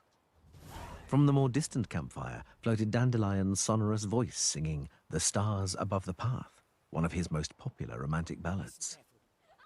Well, now that we have the preliminaries out of the way, the sorceress said, I wonder what's coming next. You see, Yennefer, I see, she interrupted sharply, but I don't understand. Why did you come here, Geralt? Surely not because of the dragon. I presume nothing has changed in that regard. No, nothing's changed. Why then, I pray, have you joined the party? If I said that it was because of you, would you believe me? She looked at him in silence, and there was something in her flashing eyes which Geralt did not like. I believe you. Why not? She finally said. Men like to meet their former lovers, like to relive memories. They like to imagine that erstwhile erotic ecstasies give them some kind of perpetual ownership of their partner. It enhances their self-importance. You are no exception, in spite of everything. Nevertheless, he smiled. You're right, Yennefer. The sight of you makes me feel wonderful. In other words, I'm glad to see you. And is that all? Well, let's say I'm also glad. Having said that, I wish you good night. I am retiring for the night, as you can see. Before that, I intend to bathe, and I usually get undressed to perform that activity. Withdraw, then, in order graciously to assure me a minimum of discretion. Yen. He held his hands out to her. Don't call me that! She hissed furiously, springing back, blue and red sparks streaming from her extended fingers. And if you touch me, I'll scorch your eyes out, you bastard! The Witcher moved back. The sorceress, somewhat calmer, brushed her hair aside once again and stood before him with her fists resting on her hips. What did you think, Geralt? That we'd have a nice, cheerful gossip? That we'd reminisce about the old days? That perhaps at the end of our chat we'd get onto a wagon and make love on the sheepskins, just like that, for old time's sake, did you? Geralt, not certain if the sorceress was magically reading his mind or had only guessed right, kept silent, smiling wryly. Those 4 years left their mark, Geralt. I'm over it now, which is the only reason why I didn't spit in your eyes during today's encounter. But don't let my civility deceive you. Yennefer, be quiet. I gave you more than I've ever given any other man, you scoundrel. I don't know myself why I gave it to you. And you... Oh, no, my dear. I'm not a slut or an elf woman met by chance in the forest who can be discarded in the morning, walked out on without being woken with a posy of violets left on the table, who can be made a mockery of. Beware. Utter a single word and you will regret it. Geralt did not utter a single word, correctly sensing the anger seething in Yennefer. The sorceress once again brushed aside some unruly locks and looked him in the eyes from close up. We've met. That's too bad, she said softly. But we shall not make a spectacle of ourselves for everybody. We shall save face. We'll pretend to be good friends. But don't be mistaken, Geralt. There is nothing between us now. Nothing. Understood? And be glad of it, because it means I have now abandoned the plans which, until recently, I still harbored regarding you. But that in no way means I've forgiven you. I shall never forgive you, Witcher. Never. She turned around suddenly, seized the pail, spraying water around, and disappeared behind a wagon. Geralt chased away a mosquito whining above his ear, and slowly walked back towards the campfire, where Dandelion's performance was being rewarded with half-hearted applause. He looked up at the dark blue sky above the black, serrated saw blade of the mountain peaks. He felt like bursting out laughing. He did not know why.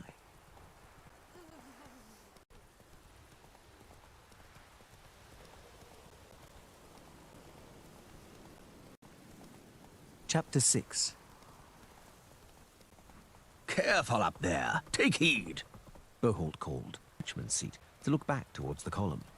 Closer to the rocks. Take heed. The wagons trundled along, bouncing on stones. The wagoners swore, lashing the horses with their reins and leaning out. They glanced anxiously to see if the wheels were sufficiently far from the edge of the ravine, along which ran a narrow, uneven road. Below, at the bottom of the chasm, the waters of the River Brea foamed white among the boulders. Geralt reined back his horse, pressing himself against the rock wall, which was covered with sparse brown moss and white lichen. He let the Reaver's wagon overtake him. Beanpole galloped up from the head of the column, where he'd been leading the cavalcade with the Bearfield scouts. Damn. Right, he shouted. With a will. It widens out up ahead. King Nidomir and Gillenstein, both on horseback, accompanied by several mounted bowmen, came alongside Geralt. Behind them rattled the wagons of the royal caravan.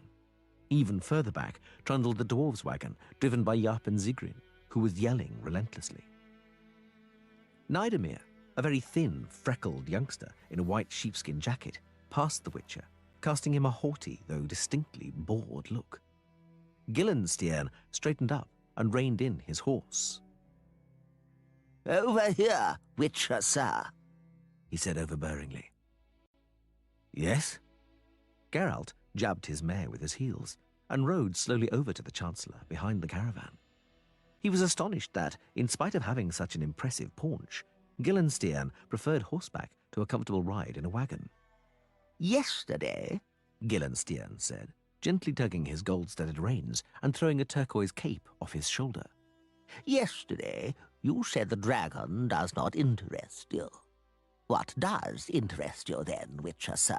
Why do you ride with us? It's a free country, Chancellor. For the moment. But in this cortege, my dear Geralt, everyone should know his place, and the role he's to fulfill, according to the will of King Nidomir. Do you comprehend that? What are you driving at, my dear Gillenstein? I shall tell you. I've heard that it has recently become tiresome to negotiate with you witches. The thing is that whenever a witcher is shown a monster to be killed, the witcher, rather than take his sword and slaughter it, begins to ponder whether it is right, whether it is transgressing the limits of what is possible, whether it is not contrary to the code, and whether the monster really is a monster, as though it wasn't clear at first glance. It seems to me that you are simply doing too well. In my day, witches didn't have 2 pennies to rub together, just 2 stinking boots. They didn't question, they slaughtered what they were ordered to, whether it was a werewolf, a dragon, or a tax collector. All that counted was a clean cut. So, get out. Do you have a job for me, Gillenstein? The witcher asked coldly. If so, tell me what. I'll think it over. But if you don't, there's no sense wasting our breath, is there? Job? The Chancellor sighed. No, I don't. This all concerns a dragon, and that clearly transgresses your limits, Witcher. So I prefer the Reavers. I merely wanted to alert you, warn you. King Nidomir and I may tolerate the whims of witches and their classification of monsters into good and bad, but we do not wish to hear about them, much less see them affected in our presence. Don't meddle in royal matters, Witcher, and don't consort with Dorigere. I'm not accustomed to consulting with sorcerers. Why such an inference? Dorigere, Gillenstein said, surpasses even witches with his whims. He does not stop at categorizing monsters into good and bad. He considers them all good. That's overstating the case somewhat. Clearly, but he defends his views with astonishing obstinacy. I truly would not be surprised if something befell him. And the fact he joined us keeping such curious company. I am not Dorigere's companion, and neither is he mine. Don't interrupt. The company is strange. A witcher crawling with scruples like a fox's pelt with fleas. A sorcerer spouting druidic humbug about equilibrium in nature. The silent knight balk 3 jackdaws and his escort from Zaricania, where, as is generally known, sacrifices are made before the image of a dragon. And suddenly they all join in the hunt? Strange, isn't it? If you insist, then yes it is. Know then, the Chancellor said, that the most mysterious problems find, as experience proves, the simplest solutions. Don't compel me, Witcher, to use them. I don't understand. Oh, but you do. Thank you for the conversation, Geralt. Geralt stopped. Gillenstein urged his horse on and joined the king, catching up with the caravan. Ike of Denesla rode alongside, wearing a quilted caftan of light-coloured leather, marked with the impressions of a breastplate, pulling a pack-horse laden with a suit of armour, a uniformly silver shield, and a powerful lance. Geralt greeted him by raising his hand, but the knight-errant turned his head to the side, tightening his thin lips, and spurred his horse on. He isn't keen on you, Dorigere said, riding over. Eh, Geralt? Clearly. Competition, isn't it? The two of you have similar occupations, except that Ike is an idealist and you're a professional. A minor difference, particularly for the ones you kill. Don't compare me to Ike, Dorigere. The devil knows who you're wrong with that comparison, him or me. But don't compare us. As you wish. To me, frankly speaking, you are equally loathsome. Thank you. Don't mention it. The sorcerer patted the neck of his horse, which had been scared by all the yelling from Yarpen and his dwarves. To me, Witcher, calling killing a vocation is loathsome, low, and nonsensical. Our world is in equilibrium. The annihilation, the killing of any creatures that inhabit this world upsets that equilibrium. And a lack of equilibrium brings closer extinction. Extinction and the end of the world as we know it. A druidic theory, Geralt pronounced. I know it. An old hierophant expounded it to me once back in Rivia. 2 days after our conversation, he was torn apart by were-rats. It was impossible to prove any upset in equilibrium. The world, I repeat, Dorigere glanced at him indifferently, is in equilibrium. Natural equilibrium. Every species has its own natural enemies. Everyone is the natural enemy of other species. That also includes humans. The extermination of the natural enemies of humans, which you dedicate yourself to, and which one can begin to observe, threatens the degeneration of the race. Do you know what, sorcerer? Geralt said, annoyed. One day, take yourself to a mother whose child has been devoured by a basilisk and tell her she ought to be glad, because thanks to that, the human race has escaped degeneration. See what she says to you. Dead wrong. A good argument, Witcher, Yennefer said, riding up to them on her large black horse. And you, Doragore, be careful what you say. I'm not accustomed to concealing my views. Yennefer rode between them. The Witcher noticed that the golden hairnet had been replaced by a rolled-up white kerchief. Start concealing them as quickly as possible, Doragore, she said, especially before Nidamir and the Reavers, who already suspect you plan to interfere in the killing of the dragon. As long as you only talk, they treat you like a harmless maniac. If, however, you try to start anything, they'll break your neck before you manage to let out a sigh. The sorcerer smiled contemptuously and condescendingly. And besides, Yennefer continued, by expressing those views, you damage the solemnity of our profession and vocation. How so? You can apply your theory to all sorts of creatures and vermin, Doragore, but not to dragons. For dragons are the natural greatest enemies of man. And I do not refer to the degeneration of the human race, but to its survival. In order to survive, one has to crush one's enemies. Enemies which might prevent that survival. Dragons aren't man's enemies, Geralt broke in. The sorceress looked at him and smiled, but only with her lips. In that matter, she said, leave the judging to us humans. Your role, Witcher, is not to judge. It's to get a job done. Like a programmed servile golem. That was your comparison, not mine, Yennefer replied coldly. But, well, it's apt. Yennefer, Doragore said, for a woman of your education and age, you are coming out with some astonishing tripe. Why is it that dragons have been promoted in your eyes to become the foremost enemies of man? Why not other, 100-fold more dangerous creatures, those that have 100-fold more victims on their consciences than dragons? Why not hirrikas, forktails, manticores, amphisbaenas, or griffins? Why not wolves? I'll tell you why not. The advantage of men over other races and species, the fight for their due place in nature, for living space, can only be won when nomadism, wandering from place to place in search of sustenance in accordance with nature's calendar, is finally eliminated.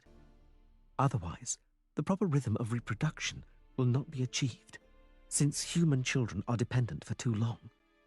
Only a woman, safe and secure behind town walls or in a stronghold, can bear children according to the proper rhythm, which means once a year. Fecundity, Doragore, is growth, is the condition for survival and domination. And now we come to dragons. Only a dragon and no other monster can threaten a town or stronghold. Were dragons not to be wiped out, people would, for their own safety, disperse instead of cleaving together, because dragon's fire in a densely populated settlement is a nightmare, means hundreds of victims and terrible destruction. That is why dragons must be utterly wiped out, Doragore. Doragore looked at her with a strange smile on his face. Do you know what, Yennefer?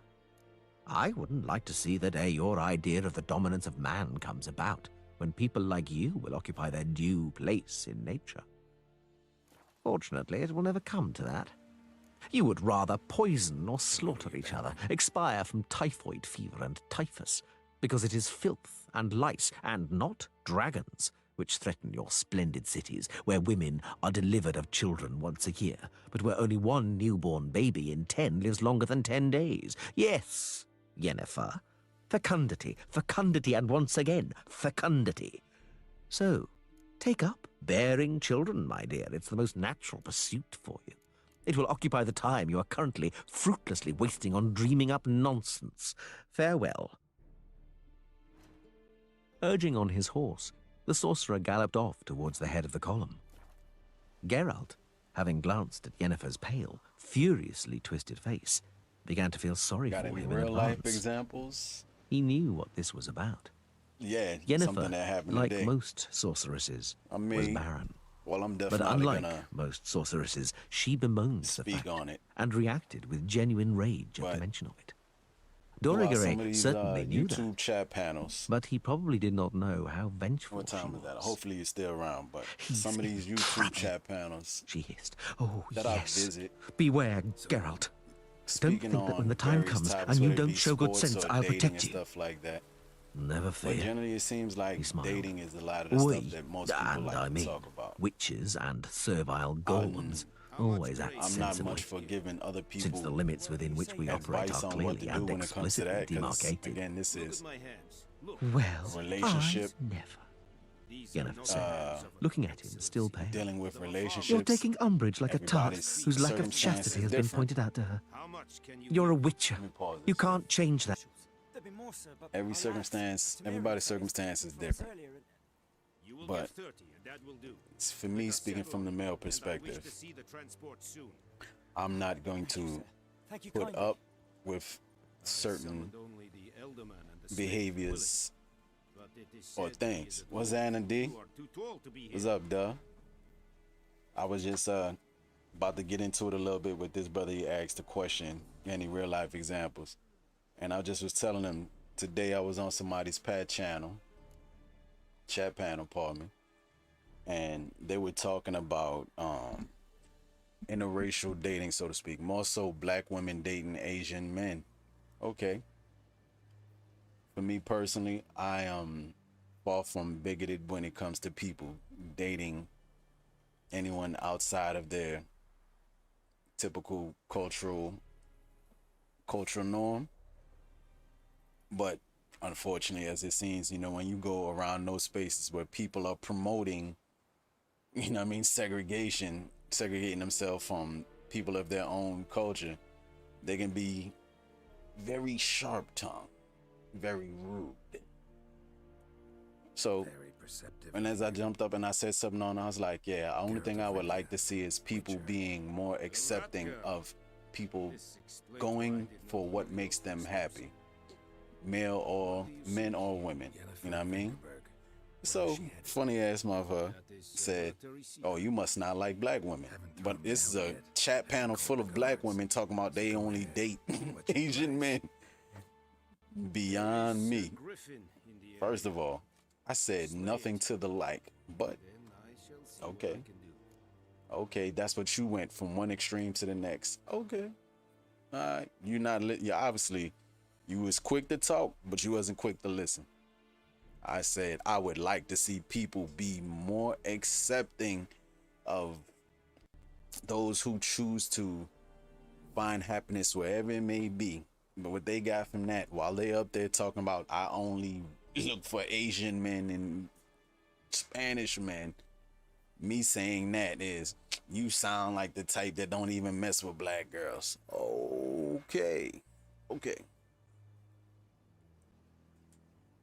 It's a deal. But some questions before I start. Know where the Griffin has. That's where we at with that. It kept to the And that's why how this partially how this 5 young men. title came about. I did want to go do a video on it, speak on it a little bit, maybe later today, because I would like to go pull up some examples of this. And I have one from that one that I was talking about, and maybe some other chat panels that I was involved in. I'm also want to use ones that I was involved in, that I spoke on, where I said something, and the person took what I said and expounded on it, built on it, saying something that I did not. So, for instance, I'm trying to think of one, but I was talking to this one young woman on a panel, and look around. What's the name of the hunter who found I'm trying to remember exactly what the conversation was, but again, I say one thing, like let's say for instance, to give a good example, I say I like macaroni. Then some woman on the panel would be like, oh, so you saying you don't like penne pasta? No, pay attention. I said what I mean, and I mean what I said. You expounding or going any further than what you expounding any further than what I just said as you inputting your own thoughts. You know what I'm saying? If I say I like macaroni, like what's wrong with penne pasta? He said nothing about penne pasta. I just said I like this. And so when people get up, especially, unfortunately, you know who. I'm not going to point no fingers, but you know who. Not a particular person, but if I ain't talking about men, then you know who. If I say, I like macaroni, and you be like, yo, so you just don't mess with penne pasta, huh? No, never said that. So again, that's what I talk about with these dating topics, bro. With these people at Macabre, if you still there, bro, that was for you to answer your question. Got any real life examples, Macabre? Yo, if you still there, bro, yo, shout yourself out, man. Hopefully that gives an example for you, because I do love going around. Yeah, I do love going around different places and talking about different things. I like intelligent conversation. It's what's up. But I am highly annoyed when there's words put in my mouth that I did not say. You're purposefully misleading or deterring the conversation into a direction that helps you make a useless and frivolous argument. Why? I don't know. So is life. I mean, I wish I could be the Dr. Phil of it and pull references and such flowery words from the top of the head. I just come with it, real life, everyday man with it. Look, I'm not I'm not getting into certain beefs and arguments, you know, but I am very much aware and I listen. You speak, I'll listen, and then I'll respond in turn. But if I'm speaking, because this is another example and it's happened to me, and I'm gonna look for some videos where I was talking with some people, but if I'm speaking after I sat there and I listened to you and you're over talking me because you got to say something, shut the hell up. Please, because you're not listening. You're quick to talk before you actively listen, hence the title.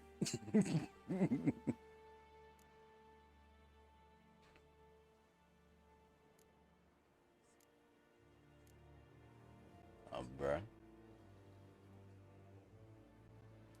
So, Macabre, brother who asked the question, there you go.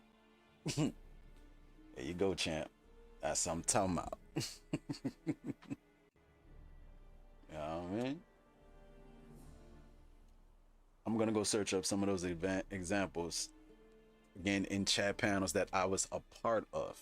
I really want to just use examples of stuff that I was a part of, because I can't argue for other people when they start getting sidetracked and starting being. Should lure the griffin from 10 miles off. Yeah, I can't argue for other people but I am not that fluent in the common tongue. On how they speak on things or how they address things. Hands up. I myself, I can only look at what I do, because I'm very mindful. Don't play with fire, for example. You know what I think too also come with it too, bro? D? Because I go into panels and areas where I would be harassed, attacked, and insulted for speaking, you know, I understand how some of these combatants like to talk. And I don't want to say combatants, but yeah, they're combative, very combative. So I'm not even saying parsing my words, but because I understand how they go about attacking.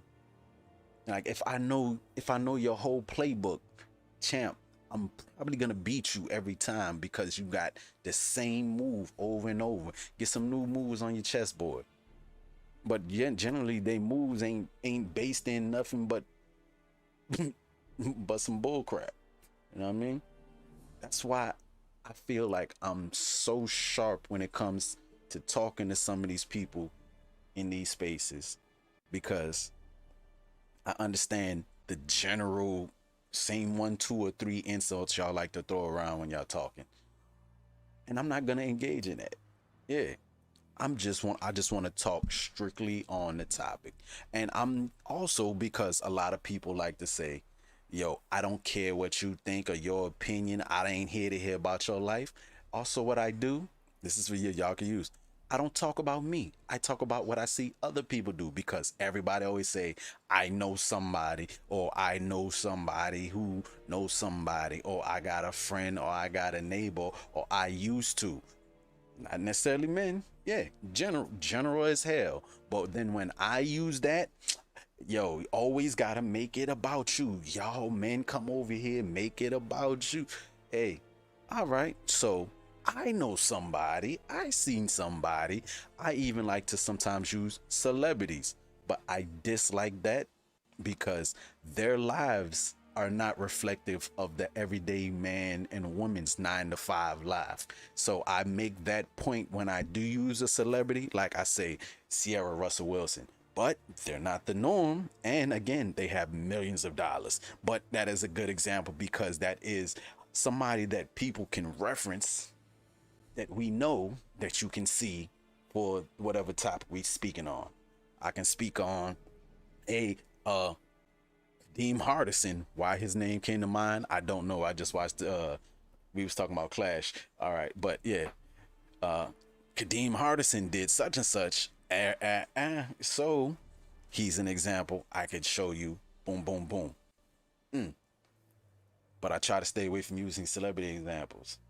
And then, you know, when you use too many generalities and you're winning, even say, let's not say winning, when you have an infallible point sometimes, or people be like, but yeah, the same thing I would say in using your that's your own personal experience. That's what you experience, you know what I mean, in your city, in your life. That's your point of reference. Now, when I use broad examples, exactly. When I use some of these broad examples, though, I've noticed that sometimes if it's too airtight, my example, they'll shoot that down. But yeah, that's them famous people, or that ain't my life, or I don't know nobody like that. Okay, so I have to be very airtight in my points, where I'm going, where I'm hitting you here on this point, over here, or in personal life experience. In personal life experience, you know, for a lot of people, they discredit that because, but like, yeah, that ain't everybody. I don't know nobody like that. But you know, the one time though, people will take it and run with it when they say like, somebody did this to me. I have this issue because these group of people done this to me, so on and so forth. You can't dispute that because, okay, it happened to you. But that's not necessarily going to be your experience every time you come across someone who looks like that person, whether it be racially, gender-wise, or culturally. One-off scenario. Because if I were to say every time I got called an N-word by a white person, which was not very often, all white people is like that, I'm grouping all into one. And I'm sure not all these black folks, these brainwashed black folks out here is that love the Democratic Party, is saying that all white folks is racist, because they obviously like them white folks that want to give them free stuff. I'm just saying. I'm just saying. I don't know. I'm going on too long. I'm going on too long. Need more information about this griffin. Yeah. Its sex, why it's abandoned its lair. Shall I bring you witnesses? They won't say anything I don't already know. I need to go where your men died. Look around. What's the name of the hunter who found them? Mislav. 1 second. He has a hut south of the village, very near the wood. Helpful fellow. A little strange, though.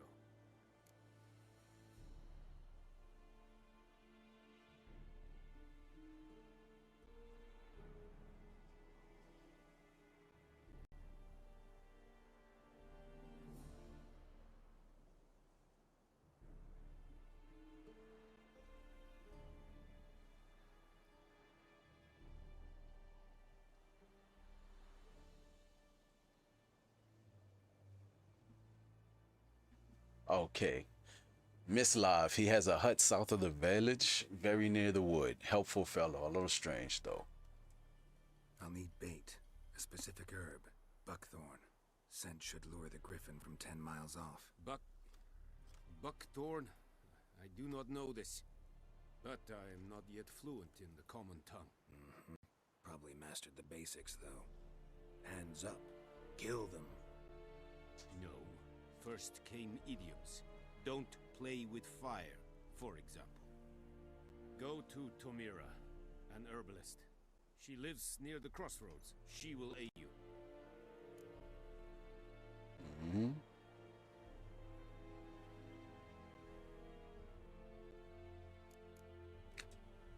Tomira and Mislav. Thanks. That? Your vocation, that's enough about vocations, Yen, because it's beginning to make me queasy. I told you not to call me that. And I'm not especially bothered about your queasiness, nor any other reactions in your limited witcher's range of reactions. Nevertheless, you'll see some of them if you don't stop plying me with tales about lofty missions in the fight between good and evil, and about dragons, the dreadful enemies of the human tribe. I know better. Oh, yes. The sorceress narrowed her eyes. And what do you know, Witcher? Only, Geralt said, ignoring the sudden warning vibration of the medallion around his neck, that if dragons didn't have treasure hoards, not a soul would be interested in them, and certainly not sorcerers.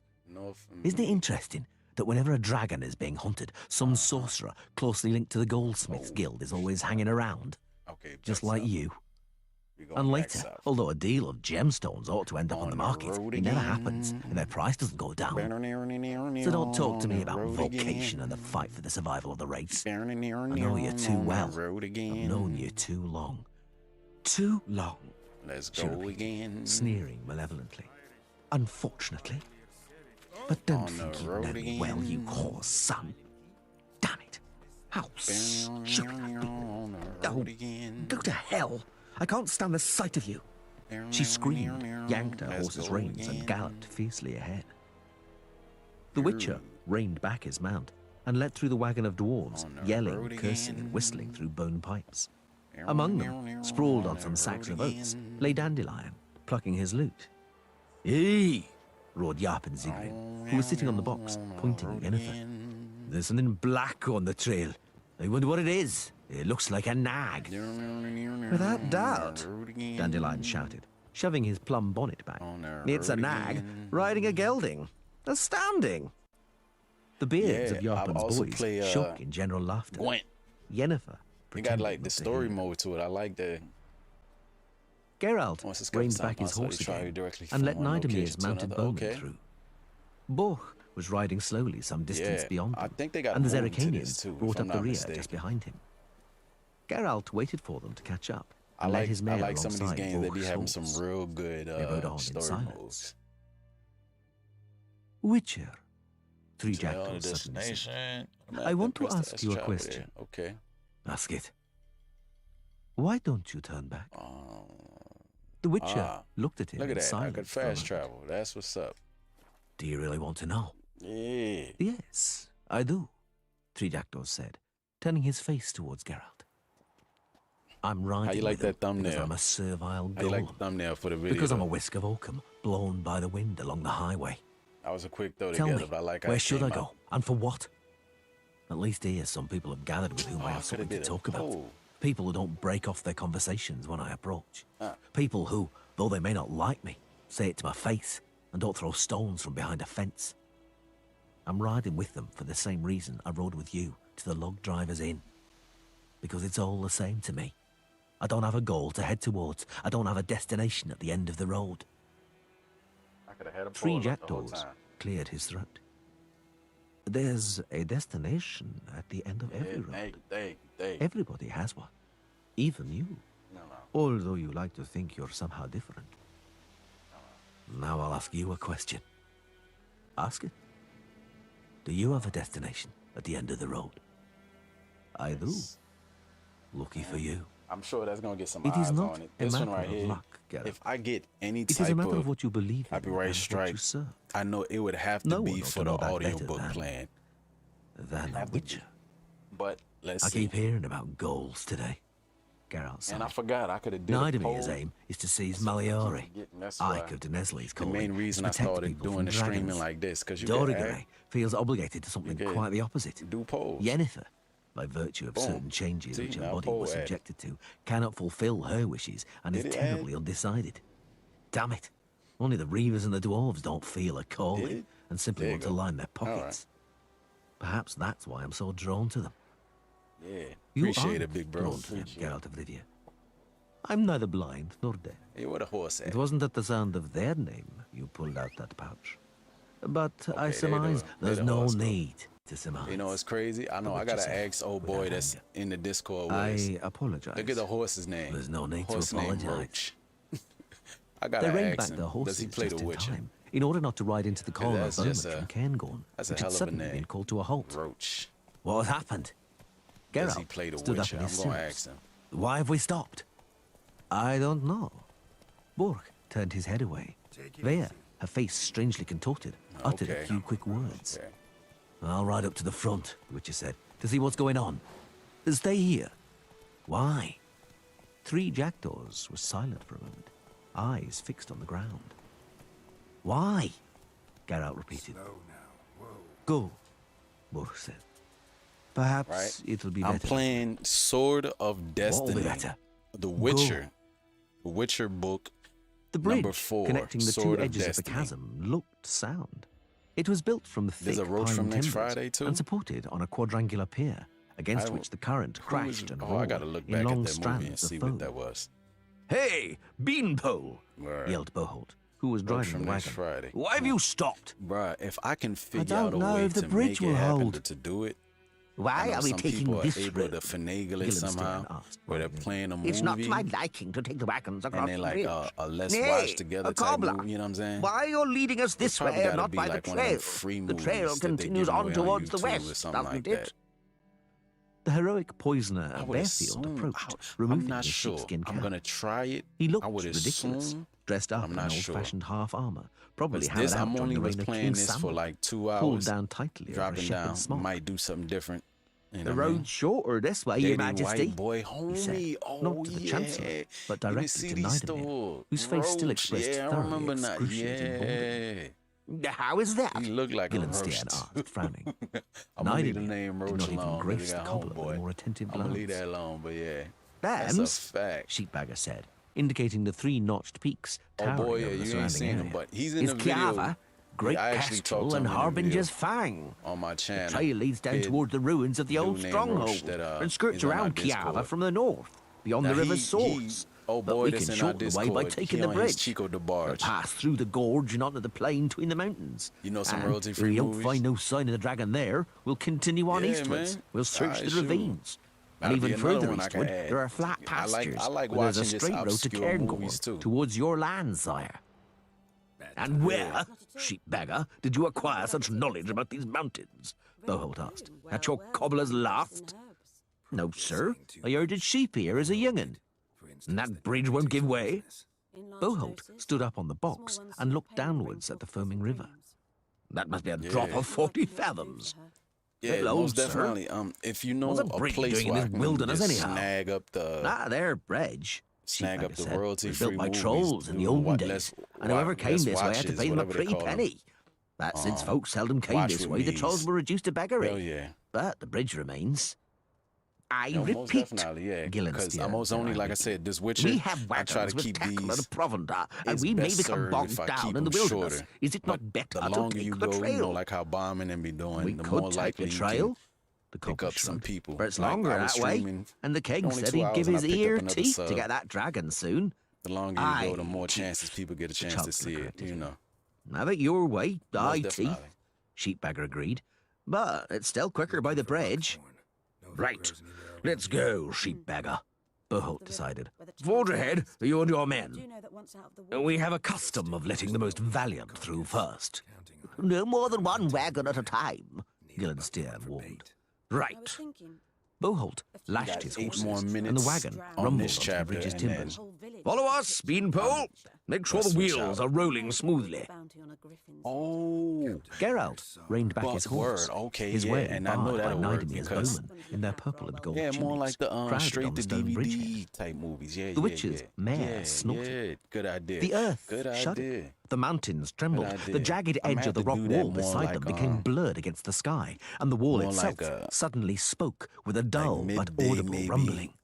Look Waking out! hours when people are Boholt yelled, really now up. on the other side of the bridge. Look out You know there! what I mean, to appreciate it. I mean, The first still, even the small replay would be stones gangster. pattered and But rattled down the spasmodically shivering rock wall. Yeah, Geralt definitely. watched as part of the road they had followed, very rapidly widening into a yawning black crack, broke off and Look what she plunged into said. the chasm Good to know with a the thunderous black ones clatter. are looking out for Come our welfare.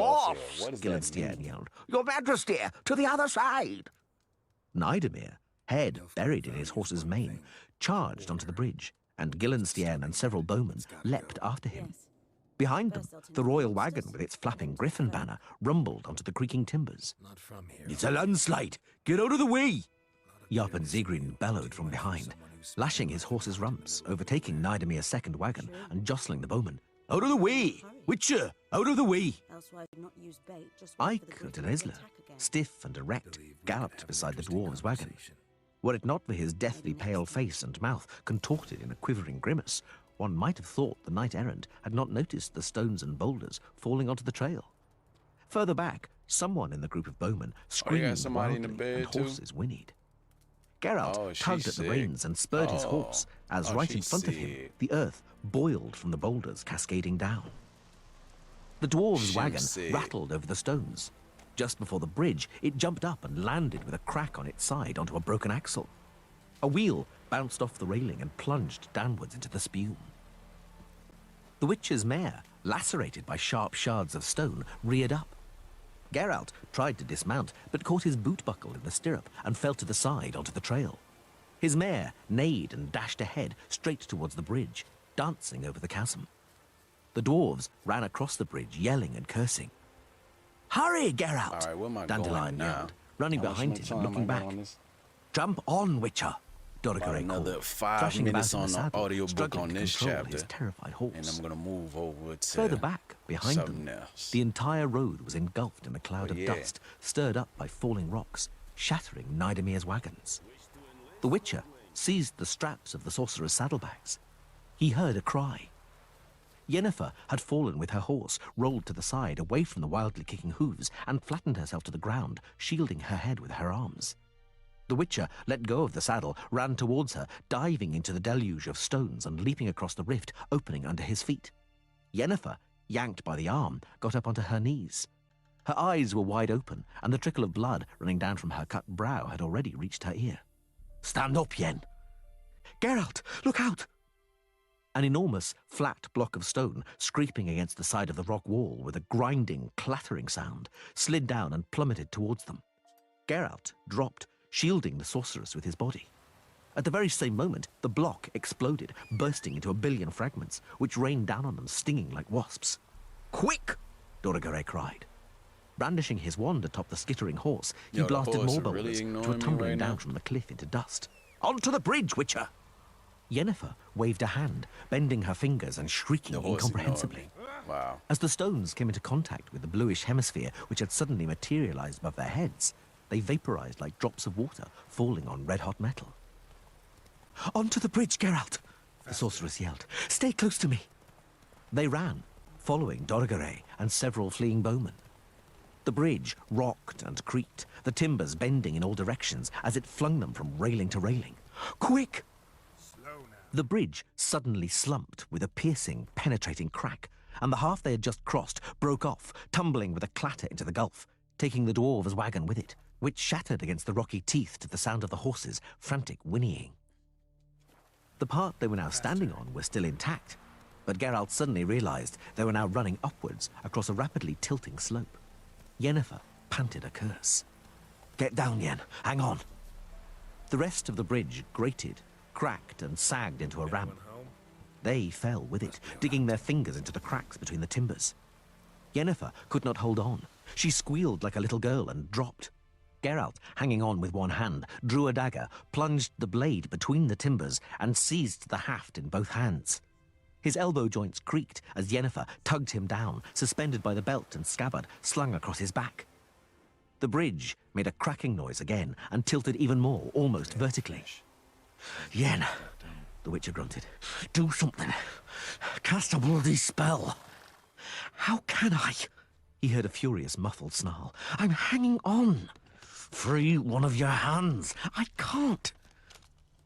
Hey! Dandelion yelled from above. Can you hold on?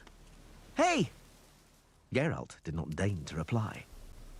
Throw down a rope, Dandelion bellowed. Quickly, damn it! The Reavers, the dwarves, and Gillenstiern appeared beside the troubadour. Geralt heard Boholt's quiet words. Wait, Busker. She'll soon fall. Then we'll pull the Witcher up. Yennefer hissed like a viper, writhing and suspended from Geralt's back. His belt dug painfully into his chest. Yen, can you find a hold? Using your legs, can you do anything with your legs? Yes, she groaned. Swing them around. Geralt looked down at the river, seething and swirling among the sharp rocks, against which some bridge timbers, a horse and a body in the bright colours of Cairngorm, were bumping. Beyond the rocks, in the emerald, transparent maelstrom, he saw the tapered bodies of large trout, languidly moving in the current. Can you hold on, Yen? Just about. Yes. Heave yourself up. You have to get a foothold. I can't. Throw down a rope, Dandelion yelled. Have you all gone mad? They'll both fall. Perhaps that's not so bad, Gillenstiern wondered out of sight. The bridge creaked and sagged even more. Geralt's fingers, gripping the hilt of his dagger, began to go numb. Yen, shut up and stop wriggling about. Yen, don't call me that. Can you hold on? No, she said coldly. She was no longer struggling, but simply hanging from his back, a lifeless, inert weight. Yen, shut up. Yen, forgive me. No, never. Something crept downwards over the timbers, swiftly, like a snake. A rope, emanating with a cold glow, twisting and curling as though alive, searched for and found Geralt's neck with its moving tip, slid under his armpits, and ravelled itself into a loose knot. The sorceress beneath him moaned, sucking in air. He was certain she would start sobbing. He was mistaken. Careful! Dandelion shouted from above. We're pulling you up! Gar?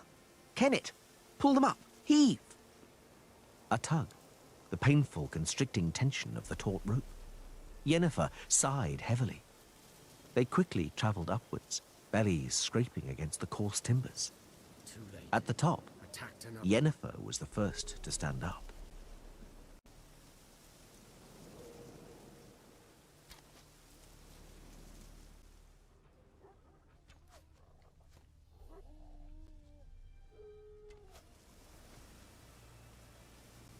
Chapter 7. We saved but one wagon from the entire caravan, Your Majesty.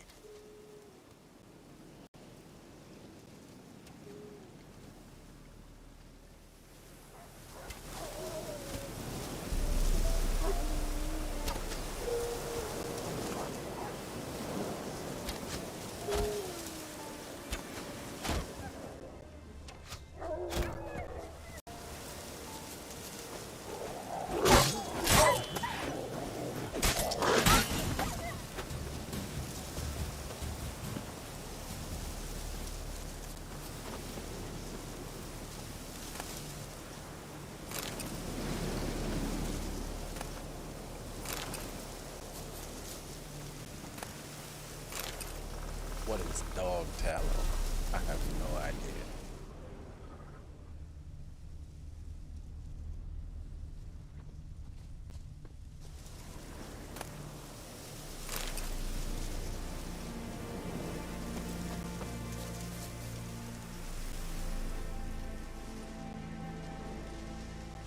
Dieter.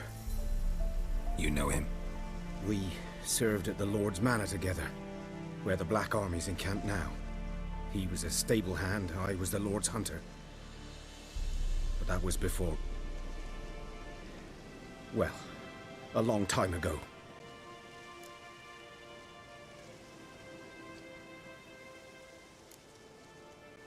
Before what? Before they drove me from the village. What did you do? Nothing. I'm a freak. Sorry. I'd rather not talk about it.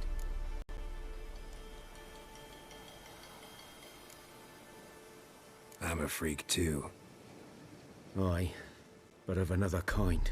If it's lycanthropy, I can help. What? Lycanthropy. Werewolves. Handled a few cases in the past. It's usually a simple curse that... The Lord's son, Florian, and I... we loved each other. Dieter walked in on us in the stables. They drove me away. Florian hanged himself. Lord started drinking, and the estate fell into ruin. That's the long and short of it. So, can you show me where you found the Nilfgaardians? I do not Griffin, want to know. Know anything? I do not want to know nothing about that man's sexual history. You ever telling me he up there plugging old boy booty? This man done told me he was plugging at the boy booty. Oh no. I think that was... well, I guess I asked for it. Character levels. When you have gained a certain number of experience points, you advance to the next level. You get experience points for killing monsters and completing quests. Alright. You receive ability points every time you gain a level. Using these points, you can acquire new abilities or improve ones you already have. Yeah. Yeah, that's a LMAO. Yeah, he just came out with it like, yeah. He said, you a werewolf? Nah, I was plugging the king's son. Pause. Okay, my G, you got it. An ability's color indicates what branch it belongs to. Uchi. L to select an ability, then develop it by pressing square. Use L to select an ability, then develop it by pressing square. Character development abilities. Combat, strong attack, defense, marksmanship, and battle trance.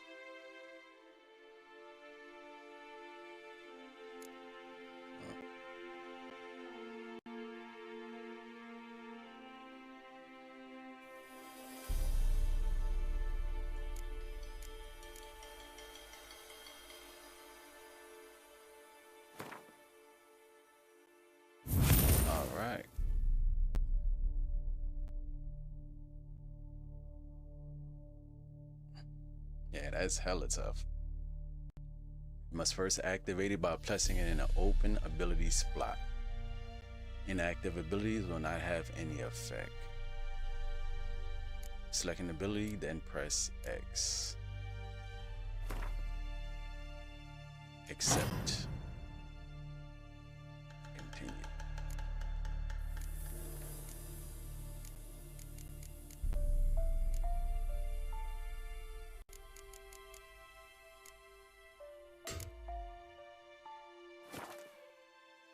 All right. Got it. It's not my kind of game. You're his kind, though. Survival instincts. Did I get another point? Oh, not to make you. Oh, they just telling me. Yep. Okay. I walk silent through the woods. No griffin can hear me nor spy me.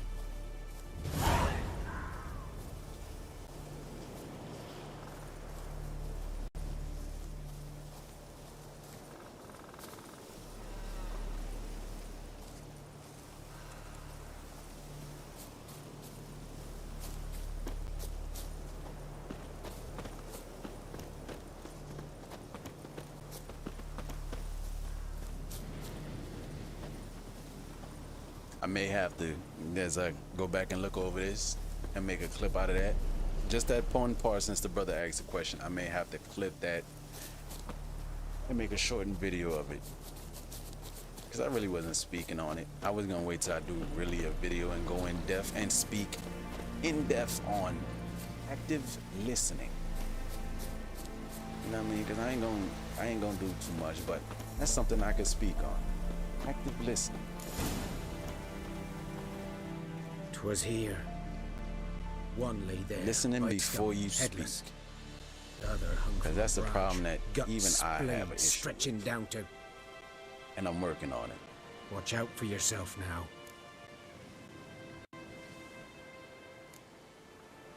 Nothing to mourn. They were Nilfgaardians. They were lads, like ours, just clad in black plate. Good hunting now.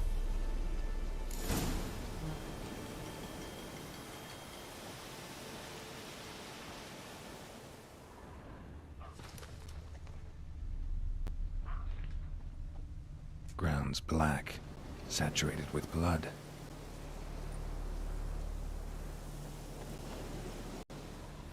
Nilfgaardians were celebrating. Griffin interrupted them.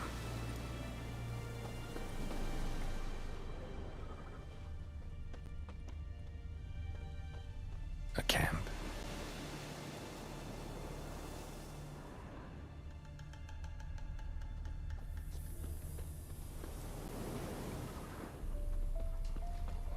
These prints are older and deeper, heavily armored. Nilfgaardians, probably.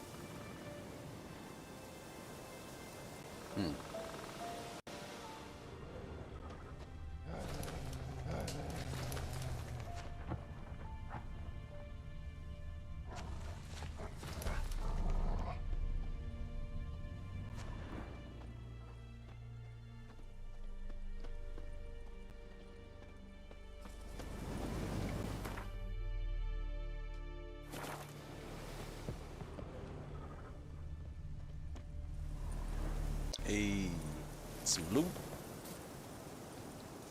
Some loot.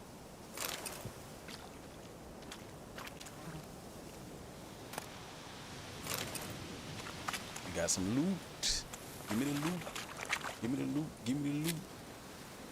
I'm a bad boy. Give me the loot. Give me the loot. I'm a bad boy. Give me the loot. Give me the loot. Give me the loot. Give me the loot. I'm a bad boy. Give me the loot, give me the loot. Give me the loot, give me the loot. I'm a bad boy. Give me the loot, give me the loot. Give me the loot, give me the loot. I'm a bad boy. Give me the loot, give me the loot. Okay, where we going? Alright, up here.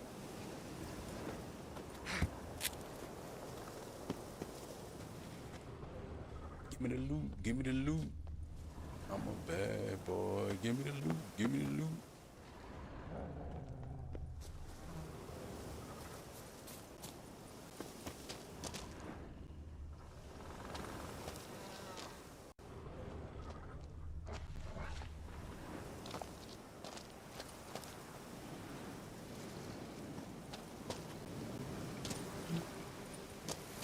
I guess I missed that jump.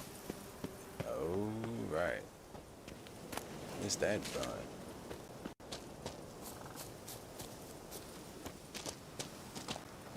Give me the loot, give me the loot. Hey. Griffin's nest. What remains of it, at least. Corpse is a couple of weeks old. Still alive when the Griffin brought him here. Took a long time dying.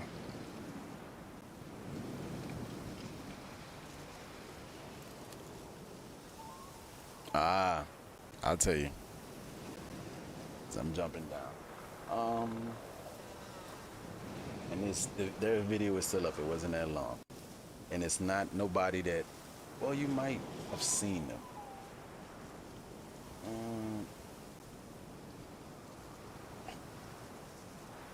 Some random recommend.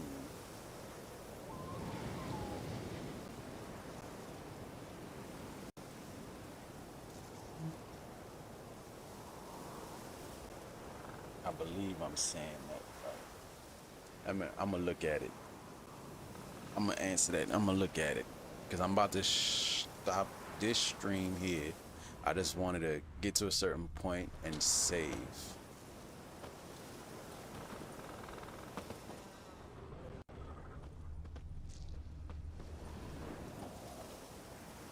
Bones.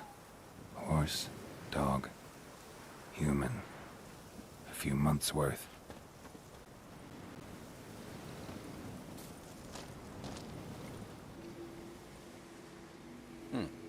Female. Larvae in her wounds have already hatched. Been dead at least a week. Other griffin must be a male. Deep cuts over the whole body. Not a drop of blood on the beak or claws. Didn't defend herself. Crept up on her while she slept. Beak tips worn. Gray hairs in the coat. 10, 12 years old. Griffins pair off for life when young. Male must be about the same age.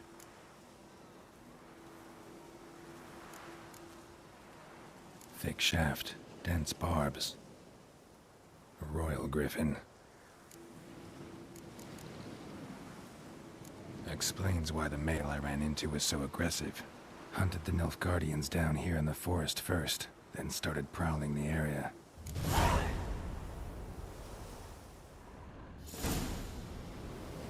Never underestimate your opponent. This rule is at the core of the Witcher's Code, and for good reason. Proper preparation has saved many a Witcher's life. It is likewise worth your while to brew potions, concoct oils, or visit craftsmen before engaging in combat. Blacksmiths forge weapons, while armorers craft armor. If you expect to battle a strong opponent, you might want to complete some side quests before attacking. This will allow you to gain experience and develop your character, giving you a better chance of winning the fight. Yeah, I think I've thoroughly examined this nest. Everything up here. Oh.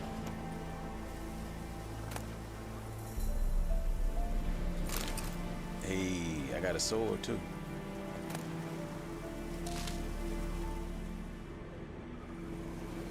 Give me the loot, give me the loot.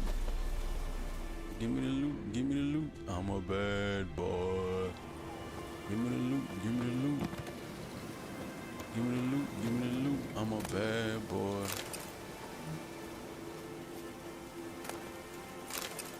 Burned. Only a human could do this.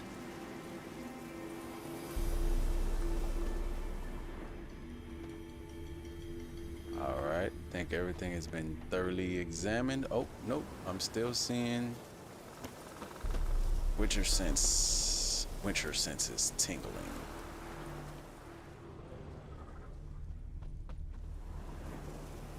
Ain't let me search it, so I guess there ain't nothing to see here, boss.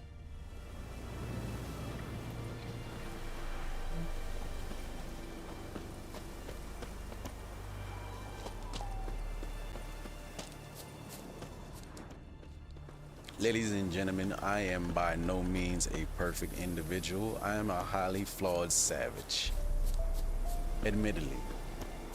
So, any criticism that I do give, I do hold myself fully accountable and responsible for any dumbness and chicanery that I involve myself in as well. But please, don't put words in my mouth. Most of you who wouldn't gain much from that message probably won't see this, but if you ever do, Place of power, it's gotta be. Hey, what's that? But if you ever do, by chance that this blows up later on the back end, just want you to know. So we're gonna save it right here. I finished off how many chapters? We finished off quite a few chapters on the audiobook. Let me see, what did we reach up to? When I come back to this one, Witcher, when I do, I'll continue through with the audiobook. Sword of Destiny has 48 chapters. So within the audiobook, we've reached up to chapter 7. 41 more chapters to go if I complete this game and this audiobook all around the same time. Boom. It was fun. I like it. I like the cinematics, the cinematography of it. The movement is a little bit quick. I think I can adjust some things with the access on the right stick because it's really loose and just everything be thrown all over the place. But otherwise, it's all right. It's all right. Pretty cool.